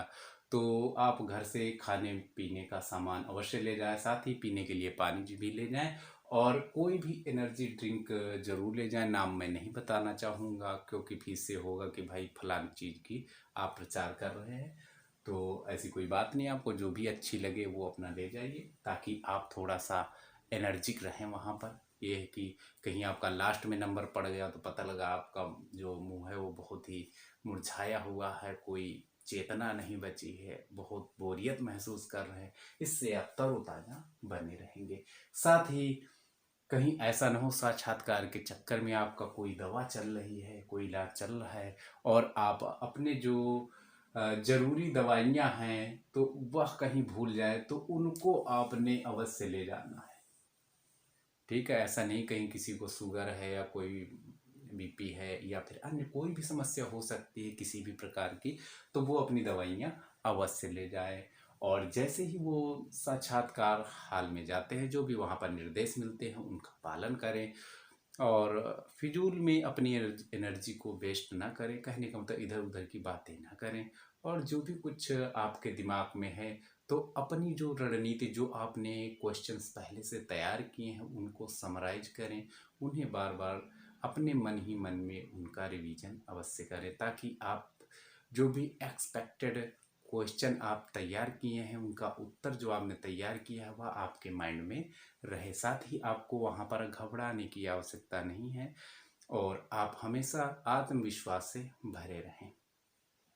और जब आपका डॉक्यूमेंट वेरिफिकेशन वगैरह हो जाता है तो जहाँ पर भी जैसे भी आपको बताया जाता है उस प्रकार से आप अनुपालन करें।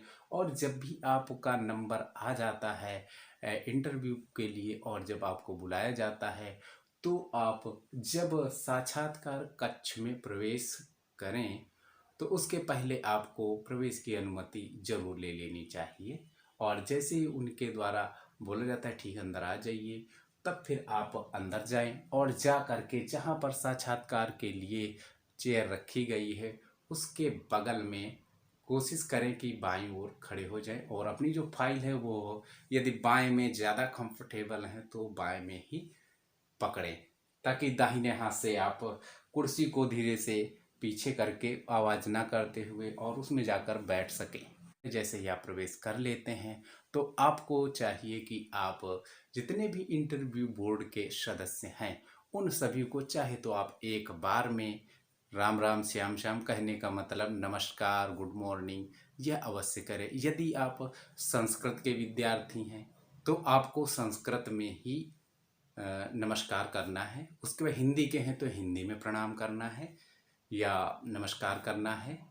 उसके अलावा यदि आप अन्य किसी के भी, अगर आप पीआरटी के लिए भी जा रहे हैं तो आप इंग्लिश में ही बोलें तो ज़्यादा कंफर्टेबल रहेगा क्योंकि वह आपसे उम्मीद करते हैं। अब पीआरटी का मतलब ही आपसे कोई भी सब्जेक्ट पढ़ाने के लिए बोल दिया जाएगा तो उसमें अंग्रेजी भी शामिल है, तो आप अंग्रेजी में रहें तो ज़्यादा कंफर्टेबल होगा।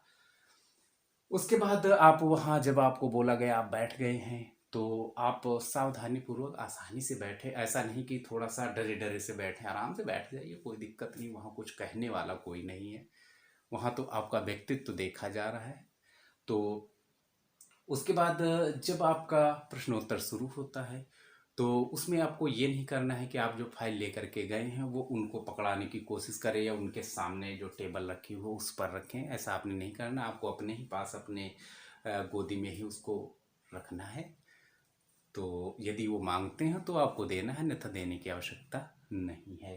तो आपका यहाँ पर जो साक्षात्कार का क्रम है वह शुरू हो जाएगा और जो भी कोई आपसे प्रश्न पूछा जाए उसको आप सहज भाव से दें और परेशान बिल्कुल ना हो। अपने चेहरे के हाव भाव जो है वो हमेशा खुशनुमा माहौल वाले ही रखें, यानी कि आप ऐसा न दिखाएं कि आपको बहुत ही तनाव हो रहा है, आप बड़ी बोरियत महसूस कर रहे हैं या आपको यह प्रश्न आता नहीं है या आप बहुत ज़्यादा अपने दिमाग पर प्रेशराइज कर रहे हैं। ऐसा नहीं लगना चाहिए, बस सहज होना चाहिए। और यदि आपको नहीं आता है तो आपको उनसे विनम्रतापूर्वक कहना चाहिए सर इसके बारे में मुझे आइडिया नहीं है, या फिर सर मैं इसका जवाब नहीं जानता हूँ, या फिर मैंने इसको नहीं पढ़ा है। जैसा भी वहाँ पर आप सिचुएशन देखे उसके अकॉर्डिंग आपको जवाब देना चाहिए। साक्षात्कार जब आपका शुरू हो जाता है तो जब भी आप अपने भावों को व्यक्त करते हैं तो आपकी जो भाषा है वह संयमित होनी चाहिए। साथ ही आपकी जो आवाज़ है यानी कि आपकी टोन है, वह एकदम मधुर वाली होनी चाहिए। कहने का मतलब उसमें कोई भी ऐसा पन्ना हो कि बड़ी रूखी सी भाषा हो, या आप सीधे नहीं बोलते कि भाई खड़े-खड़े ही जवाब दे दिए। तो वैसा करके ना हो, सहज और बढ़िया लय वाली होनी चाहिए। इसका बड़ा प्रभाव पड़ता है। साथ ही दोस्तों आपको बताना चाहूँगा, यदि आपने मोबाइल ले रखा है तो उसे आप स्विच ऑफ कर दें तो ही अच्छा रहेगा। और यदि आपने घड़ी बांधी है तो वह डिजिटल वाली नहीं होनी चाहिए, जो सामान्य घड़ियां चलती हैं वही हो तो ज़्यादा अच्छा रहेगा। इसके साथ ही आपको एक काम करना चाहिए कि जैसे कई लोगों का क्या है कि अपने हाथ की एक्टिविटीज़ ज़्यादा करते हैं, तो वहाँ पर आप ऐसा कुछ ना करें, मतलब इस प्रकार से कोई इशारा ना करें या इतना ज़्यादा अपने हाथों को ना हिलाएं कि इंटरव्यू में आपका निगेटिव साइन की तरफ इशारा हो। तो आपको इससे बचना चाहिए और कम से कम हिलाना चाहिए और सहज भाव से उत्तर देना चाहिए। बनावटीपन से बिल्कुल आपको बचना है, क्योंकि उनके लिए तो आप पता नहीं कितने लोगों में से उन्होंने कितने सारे इंटरव्यू ले लिए हैं, लेकिन आपके लिए वो पहली बार है। यानी कि आप जब जाएंगे तो आप तो पहली बार ही मिलेंगे, तो इससे आपको घबराने की ज़रूरत नहीं है। वो सबके लिए ऐसा ही होता है और उम्मीद है कि आपका बढ़िया से अच्छे से इंटरव्यू होगा। यहाँ पर बात करते हैं डेमो टीचिंग की, लेकिन उसके पहले ही बताते हैं कि जब आपका साक्षात्कार चल रहा हो तो वहाँ पर बोर्ड में महिला साक्षात्कारकर्ता भी हो सकते हैं और पुरुष भी हो सकते हैं, यानी कि कोई भी आ सकता है। तो आपको जो आपके उत्तर देने का जो तरीका है वह तकरीबन सभी के ओर देख करके होना चाहिए। ऐसा नहीं कि खाली एक की ही तरफ आप देख रहे हैं और लगातार उसी से बातें कर रहे हैं। तो जिधर से भी आवाज़ है, जिस हिसाब से आपको उसी हिसाब से अपने जो आई कांटेक्ट का तरीका है उधर की ओर करना चाहिए। और यदि आप किसी स्त्री पर्सन से आई कांटेक्ट कर रहे हैं तो ऐसा नहीं कि आंखों में आंखें डाल करके ही आप बात करें। कई सारे लोग बोलते हैं आंखों में आंखें डाल कर, लेकिन वो आंखों में आंखें डाल का ये मतलब है कि आपको ये नहीं कि आप नीचे इधर ऐसे किए हुए हैं और फिर जवाब दे रहे हैं, या कहीं और ऐसे देख रहे हैं और जवाब दे रहे हैं, या ऐसे कर रहे हैं कुछ उधर देख रहे हैं। ऐसे करके आपने नहीं करना है, आपने सामने रखना है। लेकिन उनका जो चेहरा है, चेहरे के आसपास ही आपको नज़र रखनी है, तो ताकि उनको भी बुरा ना लगे और सहज भाव से आपको अपने उत्तरों को देना है। अब आते हैं डेमो टीचिंग में। तो आपको बोला जाएगा कि भाई डेमो टीचिंग कीजिए या फिर डेमो के लिए जाइए। तो आपको पहले ही पूछ लेना है कि सर, अब आप कई प्रकार से, 3 प्रकार से आप जा सकते हैं। कहने का मतलब यहाँ मैं तीनों के लिए बात कर रहा हूँ। एक तो हो सकता है आप पीआरटी के लिए जा रहे हों, दूसरा आप टीजीटी के लिए जा सकते हैं, तीसरा आप पीजीटी के लिए जा सकते हैं। आप तीनों कैंडिडेट में से कोई भी हो सकते हैं। तो भाई जो एक चीज आपको ध्यान रखना है, यदि आप जो टीजीटी के विद्यार्थी हैं या पीजीटी के हैं तो इसमें तो आपका होगा सब्जेक्ट वाला, यानी कि सब्जेक्ट स्पेसिफिक। अगर कोई हिंदी का है तो उसे इंटरव्यू अपना हिंदी में देना चाहिए। ज़्यादा से ज़्यादा उसका पोर्शन जो यानी कि 60+, यानी कि अगर 100% हमें कोई बात करनी है तो उसमें जो वर्डों की सीमा है, यानी कि जो मिक्सअप होना चाहिए, तो थोड़ा बहुत तो अंग्रेजी मिक्स कर सकते हो, ऐसी कोई बात है नहीं। तो यहाँ पर आपको क्या करना है, आपको 60+ आपको अपना सब्जेक्ट ही रखना चाहिए। ऐसा मैं उम्मीद करता हूँ। आप चाहे तो 100% भी इसे कर सकते हो, ऐसी कोई बाध्यता नहीं है। लेकिन जब वो उसका किसी चीज़ के बारे में फिर वो थोड़ा सा एक्सप्लेनेशन अगर मांगे तो उसे आपको अंग्रेजी में देना है। इसके साथ ही ये तो हो गया कि भाई कोई लैंग्वेज पढ़ने वाला है तो उसी में बात करेगा, संस्कृत वाला है तो संस्कृत में बात करेगा, उर्दू वाला है उर्दू में बात करेगा, है। तो इस प्रकार से है। तो अंग्रेजी का तो फिर तो अंग्रेजी में करेगा ही, कोई दिक्कत नहीं। और जो अदर इसमें आ जाएगा, जैसे कि कोई सोशल साइंस यानी सामाजिक अध्ययन से संबंधित जो भी आपके विषय आते हैं उनसे संबंधित है, या आर्ट का या कुछ और अन्य जो भी कुछ है, तो उन्हें इंग्लिश में यदि वो लोग ज़्यादा सहज है तो काफ़ी अच्छा रहेगा उनके लिए, मतलब काफ़ी प्लस पॉइंट है। और इसी प्रकार से अब पीआरटी की बात करें तो भाई पीआरटी में तो आप जानते हैं, पीआरटी में आपसे कोई भी सब्जेक्ट पढ़ाने के लिए बोला जाएगा तो आपको जो साक्षात्कार देना है, कोशिश करना चाहिए कि आपको इंग्लिश में ही देना चाहिए। फिर भी आपको कोशिश करनी है, लेकिन यदि आप हिंदी भाषी प्रदेश के हैं और आप हिंदी में ज़्यादा कंफर्टेबल महसूस करते हैं तो आपको 50-50 कोशिश करनी चाहिए, या फिर सेम जैसा यहाँ पर मैंने बताया था 60, यानी कि 60% तक, 50 से 60% के बीच में आपको हिंदी भाषा को प्रेफरेंस देना है, और लेकिन आपको 40 से 50 के आसपास की कोशिश करनी चाहिए को कि जो मेन मेन वर्ड हैं उनको आप इंग्लिश में उच्चारित करें, जिससे कि जो सामने इंटरव्यूअर बैठे उनको ये ना लगे कि इस व्यक्ति को जो इंग्लिश है वो नहीं आती है, क्योंकि इंग्लिश की प्राथमिकता आप जानते हो कि आपके नोटिफिकेशन में भी लिखा था कि उसकी अंडरस्टैंडिंग आपको होनी चाहिए। तो ये चीज़ आप अवश्य ध्यान रखें। इसके बाद जब आप डेमो टीचिंग के लिए निर्देशित किए जाते हैं, आदेश मिलता है, तो आपको वहाँ पर पहले ही पूछ लेना है अपने अकॉर्डिंग, कहने का मतलब आप किस चीज़ से संबंधित हैं। और आप चाहे तो पहले ही मैं आपको एक सलाह देना चाहता हूं कि आपको कैसे तैयारी कर लेनी चाहिए मेरे हिसाब से। तो भाई जो पीआरटी वाले हैं, पीआरटी वालों को क्या चाहिए कि जितने भी आपका 3, 4, 5 इन तीनों कक्षाओं के लिए कम से कम हर एक चीज का एक एक लेसन प्लान, अब मैं ये नहीं कह रहा हूँ बना करके रखना, लेकिन तैयार करना चाहिए। ठीक, जिस प्रकार से आपने बीटीसी या अन्य जो भी इसके समकक्ष किया हो, या बीएड के जो भी कुछ किया हो, उसके अकॉर्डिंग जैसे आपने बनाया था, जिस प्रकार से आपने टीचिंग की, उस प्रकार से आपको पहले से ही प्रिपेयर कर लेना चाहिए। बना के रखने की कोई आवश्यकता नहीं, लेकिन वैसे प्रिपेयर आपने करना है, यानी कि और वैसे ही तो आप प्रेजेंट करोगे वहाँ पर, और वहाँ पर इतना भी समय मेरे ख्याल से तो नहीं मिलने वाला कि आपका आधा घंटा गए, हाँ भाई अब तुम्हारा डेमो चलेगा, ऐसा कुछ नहीं। मेरे ख्याल से तो मुश्किल से 10 मिनट से ज़्यादा तो बहुत मुश्किल हो, क्योंकि आपका साक्षात्कार भी लेना कोई एक व्यक्ति तो होगा नहीं वहाँ पर।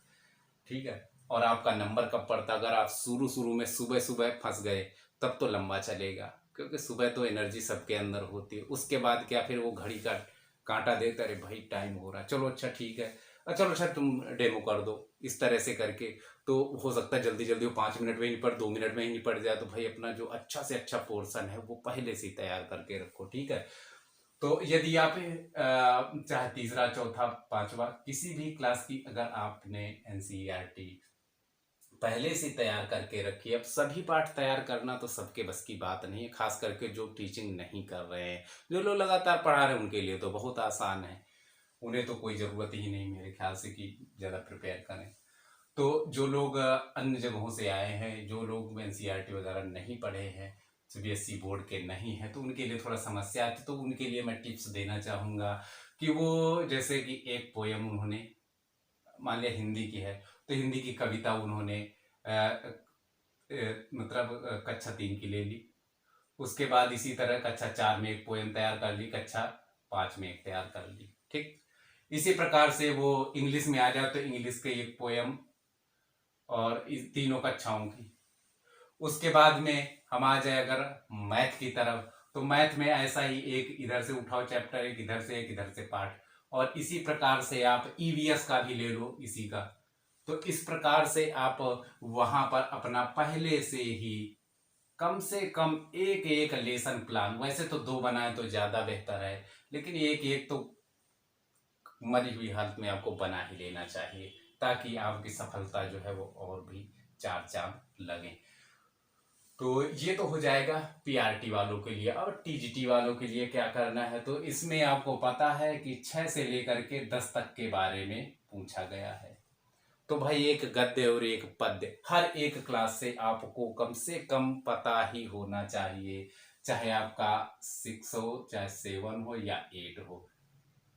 उसके बाद 9 और 10 आपको प्रेफरेंस देना है, 9 और 10 का। मतलब इसका तो होना ही चाहिए, क्योंकि ये तो आपका लेवल है भाई। इसके बारे में तो क्या कहना, नीचे वालों को बहाना मार भी सकते हो कि अरे भाई नहीं पढ़ाया था हमने, या हम उस बैकग्राउंड से नहीं आते हैं। तो इसमें तो आपको बिल्कुल पहले से ऐसा तैयार करके, क्योंकि क्या पता वो कोई जरूरी थोड़ा बताए कि फलाना चैप्टर या फलाना वो आप पढ़ाइए फलाने विषय का, वो कुछ भी बोलते भाई ये वाला पढ़ो जा करके। यहाँ तो सब्जेक्ट स्पेसिफिक चलेगा, ठीक है, इसमें तो अलग अलग हो सकता है। तो ये आपको ध्यान रखना है। अब आ जाओ पीजीटी वाले में। तो पीजीटी वाले में भी इसी तरह से गद्य पद्य, मतलब एक कविता का और एक कोई कहानी या उपन्यास जो भी कुछ है, तो वैसा करके आपको कोई निबंध है कुछ भी है वो तैयार करके सभी का रखना है। तो इसमें जो चलता है वो तो पता ही है आपको, छठा सातवां आठवां ये हो गया, इसके साथ में नौवां और दसवां, ठीक। उसके बाद आएगा 11वां और 12वां। तो पीजीटी के लिए जो है वो 11वां 12वां तो भाई बहुत ही मस्ट, बिल्कुल बहुत जरूरी है।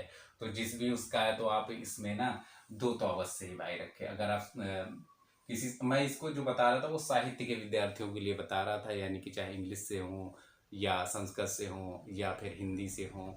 लेकिन अगर वो एसएसटी से हैं तो भाई फिर वो अपने हिसाब से बनाएंगे, ठीक है, एसएसटी में जो भी आते हैं।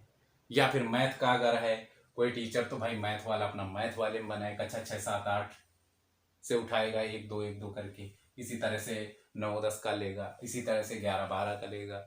तो उसके लिए वो अलग से होगा हिसाब किताब, ठीक है। लेकिन बनाना उसने हर एक क्लास का कम से कम तैयार करके रखा। तो अगर उसने बोला कि मान लिया उसने खाली क्लास का नाम ले लिया, हाँ ठीक है भाई आप 11वीं का पढ़ा दीजिए।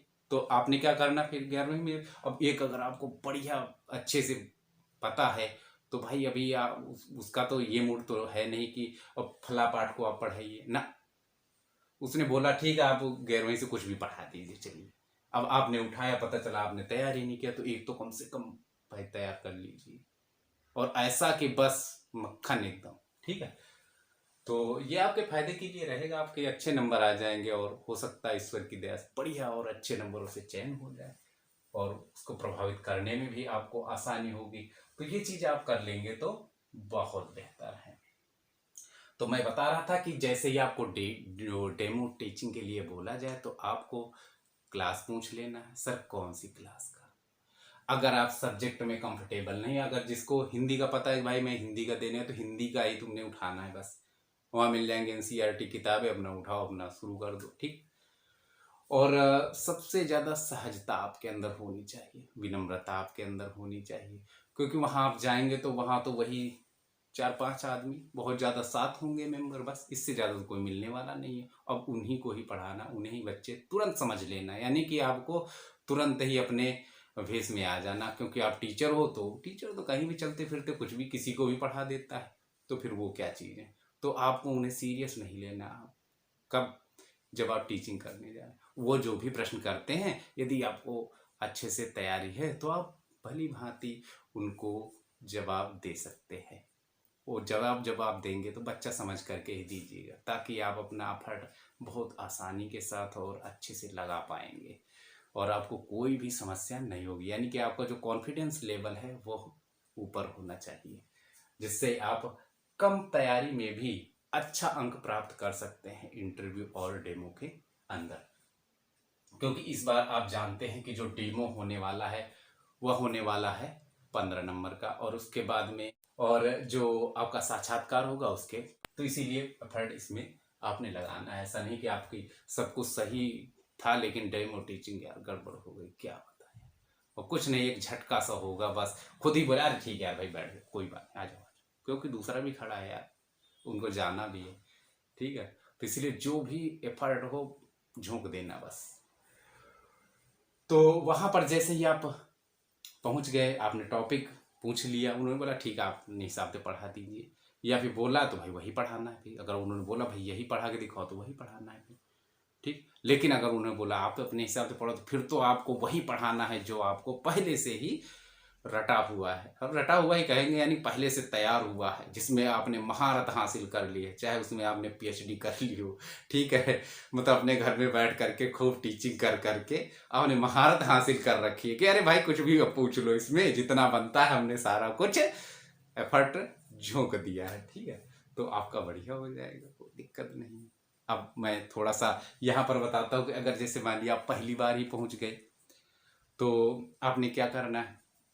तो भाई अगर वहाँ पर लिखा हुआ है तो सबसे पहले तो मैं आपको बताना चाहूँगा कि कोई ज़रूरी नहीं कि आपके पास वहाँ वाइट बोर्ड लगा हुआ हो और साथ में आपको मार्कर मिले कि भाई इससे लिखना है। क्यों, अभी इसका क्या मैं क्यों बताना चाह रहा हूँ भाई, अगर आप ऐसे बढ़िया बोर्ड मिल जाए और बढ़िया मार्कर मिल जाए तो लिखने में ठीक है, अच्छा, कोई दिक्कत नहीं। लेकिन अगर आप गए वहाँ ब्लैक बोर्ड मिल गया भाई, तब क्या करोगे। और फिर मिल जाएगा डस्टर, और डस्टर भी कैसा, वो पुराना सा होगा क्योंकि नया तो है नहीं भाई, हम अपना लेकर गए जेब में डाल के और लाओ भाई कर लेते हैं, ऐसा तो है नहीं। वहाँ तो वही मिलेगा जो पहले से वहाँ रखा हुआ होगा, चला हुआ होगा, वो बहुत गंदा होगा। तो वहाँ पर कहीं ऐसे नॉर्मली नहीं, ऐसे ऐसे करके ऐसे ऐसे ऐसे ऐसे करके ऐसे ऐसे ऐसे ऐसे ऐसे ऐसे कर दिए तो भाई फिर गड़बड़ में पता है तुम्हारी आंखों में भर जाएगा सब पूरा है। तो ऐसे नहीं करना, जैसे आपको सिखाएगा वैसे ही करना है। किस प्रकार से, तो भैया मिटाने का क्या तरीका, ऊपर से नीचे की तरफ ऐसे ही वैसे है। अब इसको और कहीं नहीं पकड़ना, बस ऐसे ही पकड़ना है आपने, बस चुपचाप धीरे से। ये आपका तरीका होना चाहिए वहां पर ब्लैक बोर्ड को रब करने का। और उसके बाद सीखे हुए तरीके से जैसे रखा जाता है वैसे ही आपने इसको रख देना है, ठीक। यहाँ पर रखना, अगर ऊपर कहीं जगह बनी वहां, अगर नीचे कहीं बनी है तो वहां। यदि आप लेक्चर स्टैंड है तो उसके ऊपर अगर रखना है तो इसको फिर ऐसे नीचे की ओर नहीं रखना है, आपको फिर ऐसे ही धीरे में रखना है। वापस से जब प्रयोग करना है तो फिर इसको आपने धीरे से उठा लेना, मतलब हाथ हाथ में नहीं लगना चाहिए। और चौक ले करके फिर आपने जो भी प्रविष्टियां भरी जाती हैं यहाँ पर कि भाई आज की डेट क्या है उस दिन की, उसके बाद कौन सा पीरियड है, कौन सा विषय है, विषय में भी कौन सा अध्याय कौन सा प्रकरण है, तो ये सब चीज़ें वहाँ पर आपने जरूर लिखना है। कितने मिनट का है, यदि वहाँ पर लिखना चाहें तो अवश्य लिखें, और वैसे ना लिखना चाहें तो इसको आप छोड़ सकते हैं। कितने मिनट का ये तो इंटरव्यूअर के ऊपर है कि कितने मिनट का वो करना चाहता है। तो यह चीज़ आप जरूर रखें। और जो प्रकरण है उसकी शुरुआत बिल्कुल धुआंधार तरीके से होनी चाहिए, ठीक उसी तरह जैसे आपने बीएड या डीएलएड या फिर वीटीसी के अंतर्गत आपने किया था। जिस प्रकार से इंट्रोडक्शन वाले क्वेश्चन आपने बच्चों से पूछे थे, ठीक वैसे उनसे पूछना, भले ही वो उसका जवाब ना दें, कोई दिक्कत नहीं है, ठीक है। तो आपने उनसे क्वेश्चन अवश्य पूछना है, नहीं दे रहे तो कोई बात है, अपनी तरफ से उत्तर दे लेना है, ठीक, क्योंकि उनको हम प्रेस तो कर नहीं सकते। तो वैसे करके फिर आगे आपने जैसे आप प्रकरण लिखते थे उसके बाद जैसे ही आप अपनी कहानी चलाते थे वैसे ही चलाना है। जो जो स्टेप उसमें बताए गए उनको फॉलो करते हुए आगे जाना है। और चूंकि आपने पहले से उसकी अगर तैयारी कर रखी तो फिर तो आपका कोई दिक्कत होनी नहीं चाहिए। बीच बीच में जिस प्रकार से प्रश्न पूछे जाते वैसे आपने प्रश्न पूछना है, उत्तर देते हैं तो वेल डन, नहीं देते तो भी वेल डन। चेहरे पर स्माइल होनी चाहिए, आपका कॉन्फिडेंस का जो लेवल है वो हाई होना चाहिए। इसके साथ ही आपको घबराना बिल्कुल नहीं है।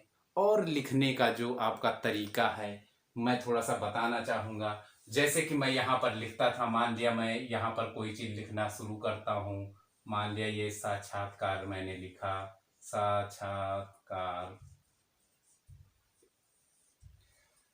तो आप ऐसे मैंने खींच दिया, लेकिन वहां कोशिश आपने करना है कि आपका धीरे से ये एकदम लाइन में आए, ठीक। उसके बाद कि अब मैं क्या कर रहा हूं, मैं इसके साथ साथ बढ़ रहा हूं, तो भाई ऐसे बचना है क्योंकि वो जस्ट आपके उधर सामने बैठा होगा और आपने इसको अभी तो मान लिया ये थोड़ा ऊपर दिखाई भी दे रहा, अगर मैं ऐसे इधर यहां नीचे लिखूंगा साक्षात्कार की, तो क्या अब आपको दिखाई दे रहा है कि मैं क्या लिख रहा हूं, अब कुछ पता ही नहीं चल रहा कि क्या मैं लिखता जा रहा हूं। तो ये नहीं करना है, तो फिर क्या करना है, ठीक। तो आपको करना है भाई जब तक दिखाई दे तब तक ठीक, इतना ध्यान आपको हमेशा ही रखना है कि जो मैं लिख रहा हूं वो सीधे, पहली बात तो लिखने की कोशिश करना। अगर जिसके अक्षर थोड़ा सा गड़बड़ बनते हैं, कहने उधर टेढ़े मेढ़े बनते हैं, तो भैया कोशिश ये करो कि कम से कम लिखो, बवाल ही खत्म है यार, ठीक है। तो कम से कम लिखना, जो मेन मेन शब्द है कुछ ऐसा है जैसे मान लो कोई चीज आप पढ़ा रहे हो तो उसमें आपने क्या करना है, उस चीज़ को छोटा सा, जैसे साक्षात्कार ही ले लिया, तो भाई मैंने सिर्फ साक्षात्कार लिख दिया, आगे तैयारी वैयारी छोड़ो बस। कोई क्वेश्चन पूछा है तो उसमें अगर कहीं फिलिंग द ब्लैंक्स वगैरह इस तरह का कुछ भरना है तो कुछ नहीं, वो ऐसे ही लिख करके आप पूछ सकते हो, या फिर धीरे से लिख करके उसको भी जुगाड़ से आप पूछ सकते हैं। लेकिन कोशिश आपने करना है उस तरह के, आपको कुछ ऐसा नहीं करना है। अगर आपकी राइटिंग थोड़ा सा गड़बड़ है तो आपको कोशिश है कि उसी शब्दार्थ या इस तरह का लिख करके काम चला करके अपना ज़्यादा से ज़्यादा, मतलब आपके अपने पाठ को पहले से ही इस तरह से लेसन प्लान को प्रिपेयर करना चाहिए कि आपको वहाँ लिखना ना पड़े, ताकि आप उससे बच जाओ और आपका इंप्रेशन भी पड़ जाए, नंबर भी बढ़िया मिल जाए। ये जरूर आपने ध्यान रखना है, पहले ही तैयारी करने से पहले आपको ये चीज़ ध्यान करना, आपको तैयारी ही उसी प्रकार से करना है। हाँ, तो अभी जो मैं बता रहा था कि अगर कई लोगों की ऐसे मान लिया थोड़ा सा आदत नहीं है, तो भैया इसको कैसे किया जाए कि ये दिखाई भी दे। अगर मैं लगातार ऐसे चलता हूँ तो कुछ समय बाद तो ये छुप जाता है, तो मैं क्या करूँ भाई, इतना लंबा हाथ तो है नहीं भाई मैं ऐसे खड़ा हो जाऊँ और ऐसे लिखता रहूँ, ऐसा भी संभव नहीं, तो भाई कैसे करें। तो जैसे मैंने लिखा साक्षात्कार की, अभी तक आपको दिखाई दे रहा है, अब मैं थोड़ा सा इधर आ जाऊंगा, तो लेकिन थोड़ा सा अब आपको यहाँ ध्यान रखना है कि लिखने के लिए, ताकि आपकी जो राइटिंग है वह भी बनते रहे। तो यानी कि वहां से दिखाई दे रहा है ना अब आपको कि मैं क्या लिख रहा हूँ, यानी कि जो बच्चे होंगे वो पीछे से देखते रहे। अब देखो यहाँ पर राइटिंग भी हमारी अलग से दिखाई दे रही, ठीक है। तो साक्षात्कार की तैयारी कैसी, नहीं भैया कैसे। अब छोटा मोटा अगर कोई चीज हो तो बार बार आपको डस्टर से नहीं मिटाना, छोटा मोटा तो आप हाथ से भी मार देने, तो वो फिर बार बार उठाओगे इधर उधर करोगे, तो ऐसे ही कर लेना, ठीक है। कैसे करें, तो अपने आप को ऐसे समेटते हुए इधर को चले आना है, ठीक है। तो मेरे हिसाब से तो काफ़ी कुछ आपको यहाँ पर बता दिया गया। और साथ में जब आपका टीचिंग डेमो हो जाता है तो आपको क्या करना है, तो भाई सीधी सी बात है, आपने जो भी कुछ लिखा है और उधर से आदेश मिल चुका है कि ठीक है भाई अब ख़त्म कीजिए, तो आपको चलना है। तो फिर वही बात है, आपको सीखे हुए तरीके से कुछ ऐसे ही उठाना है, यानी कि जो रब करने का एरिया है वो नीचे ही हो तो बेहतर है, और आपके हाथ में भी ना लगे, उसको पटकना भी नहीं है, और धीरे से वही अपना सीखे हुए तरीके से। अब यहाँ पर तो ये थोड़ा कम कम इसलिए मिट रहा है, क्यों, क्योंकि भैया ये तो आप देख ही पा रहे हैं, ये व्हाइट बोर्ड है और इस पर मैंने मार्कर से लिखा है, ठीक है। और वहां पर आप चौक से लिखोगे तो आपको ऐसे ही मिटाना है, ठीक।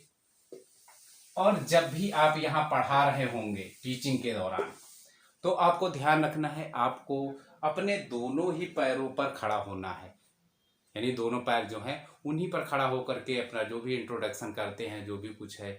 और अगर आपको थोड़ा सा समस्या होती है तो कोई ज़रूरी नहीं भाई आप खड़े ही हो जाएं बुद्ध के जैसे। आपको क्या करना है, आप इतना लंबा चौड़ा, कोई इतना छोटा तो होगा नहीं, आपको तो पता है कितना बड़े बड़े बोर्ड होते हैं, आपने देखे होंगे, जिसने नहीं देखा उसको भी बताना चाहूँगा भैया, इससे ना ये तो बहुत छोटा बोर्ड है, वो काफ़ी बड़ा होता है, ठीक है।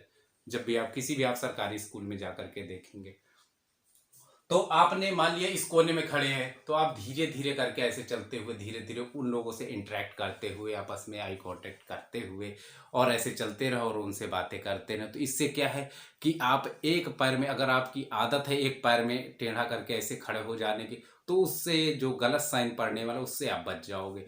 तो आप धीरे धीरे ऐसे चलते रहेंगे तो उनको भी लगे कि हाँ भाई सभी को देख रहा है, क्योंकि हमारा नज़र भी तो बच्चों पर होनी चाहिए। जब हम इंट्रोडक्शन कर रहे हैं, कोई किसी एक बच्चे से तो करेंगे नहीं, हम तो सभी को करेंगे। तो धीरे धीरे उन सभी को ऐसे बातचीत करते हुए अपना धीरे धीरे चले आएंगे और वापस से फिर अपना इधर घूमते टहलते अपना चले आएंगे, ठीक। और जहाँ पर भी लिखना हुआ उधर हम लिख देंगे, ठीक है। उसके बाद अपना जो भी कुछ हमारा हो गया है बस वही बेटर है।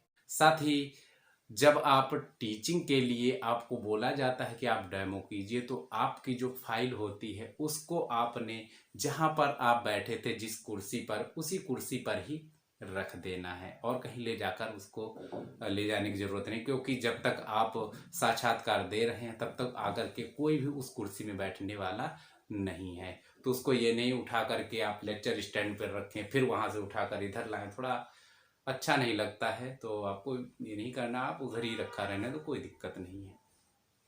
वापस से जब जाते हैं आप आराम से बढ़िया उठा लें और जब इंटरव्यू बोर्ड का कोई भी सदस्य या सभी लोग कहते हैं ठीक है आप जा सकते हैं, आपका जो इंटरव्यू है वो समाप्त हुआ, तो आप सभी को धन्यवाद दें और बड़े प्यार से धीरे से जैसे कुर्सी को धीरे से खिसकाएं, बाहर निकलें और वापस से कुर्सी को उसी जगह पर यथास्थान अवश्य रखें, वो भी बिना किसी आवाज़ के, और धीरे धीरे कदमों से बाहर की ओर आ जाएं बिना किसी आवाज़ के। मुझे लगता है कि जो भी कुछ मैंने यहाँ पर आप लोगों को समझाने की कोशिश की है वह आप लोग भली भांति समझ गए होंगे। यदि आपका कोई भी डाउट अब भी बच रहा है और आप उस चीज़ के बारे में जानना चाहते हैं, हमसे छूट गई है, तो आप लोग कमेंट बॉक्स में कमेंट करके बता सकते हैं। उस चीज़ को मैं अगले वीडियो में भली भांति एक्सप्लेन करने की कोशिश करूँगा, आपका मार्गदर्शन करने की कोशिश करूँगा। तो यदि यह वीडियो आपको अच्छा लगा हो तो कृपया वीडियो को लाइक करके हमारा उत्साह बढ़ाइए। साथ ही चैनल पर यदि पहली बार विजिट किया हो और सब्सक्राइब नहीं किया है तो सब्सक्राइब करके घंटी के निशान को भी दबा लीजिए। साथ ही यदि आप इस वीडियो को पूरा देख चुके हैं और इस वीडियो से संबंधित अंशों को आप पढ़ना चाहते हैं वेबसाइट पर, तो उसका लिंक आपको वीडियो के डिस्क्रिप्शन में दिया गया है, जहां पर आप लोग टीजीटी हिंदी, पीजीटी या जो भी आपके हिंदी से संबंधित जो भी आपके एग्जाम होने वाले हैं उनसे संबंधित जो भी विषय वस्तु है आपको वहाँ वेबसाइट पर मिल जाएगी, जिसका नाम है tgthindy.com। तो आप वहाँ पर जा कर के उन समस्त जानकारियों को देख सकते हैं। साथ ही टीजीटी हिंदी यूट्यूब चैनल पर भी विजिट करके बहुत सारी जानकारियाँ देख सकते हैं। तो मिलता हूँ अगली जानकारी के साथ आने वाले अगले वीडियो में। तब तक के लिए जय हिंद, जय भारत। वीडियो देखने के लिए आप सभी का बहुत बहुत धन्यवाद।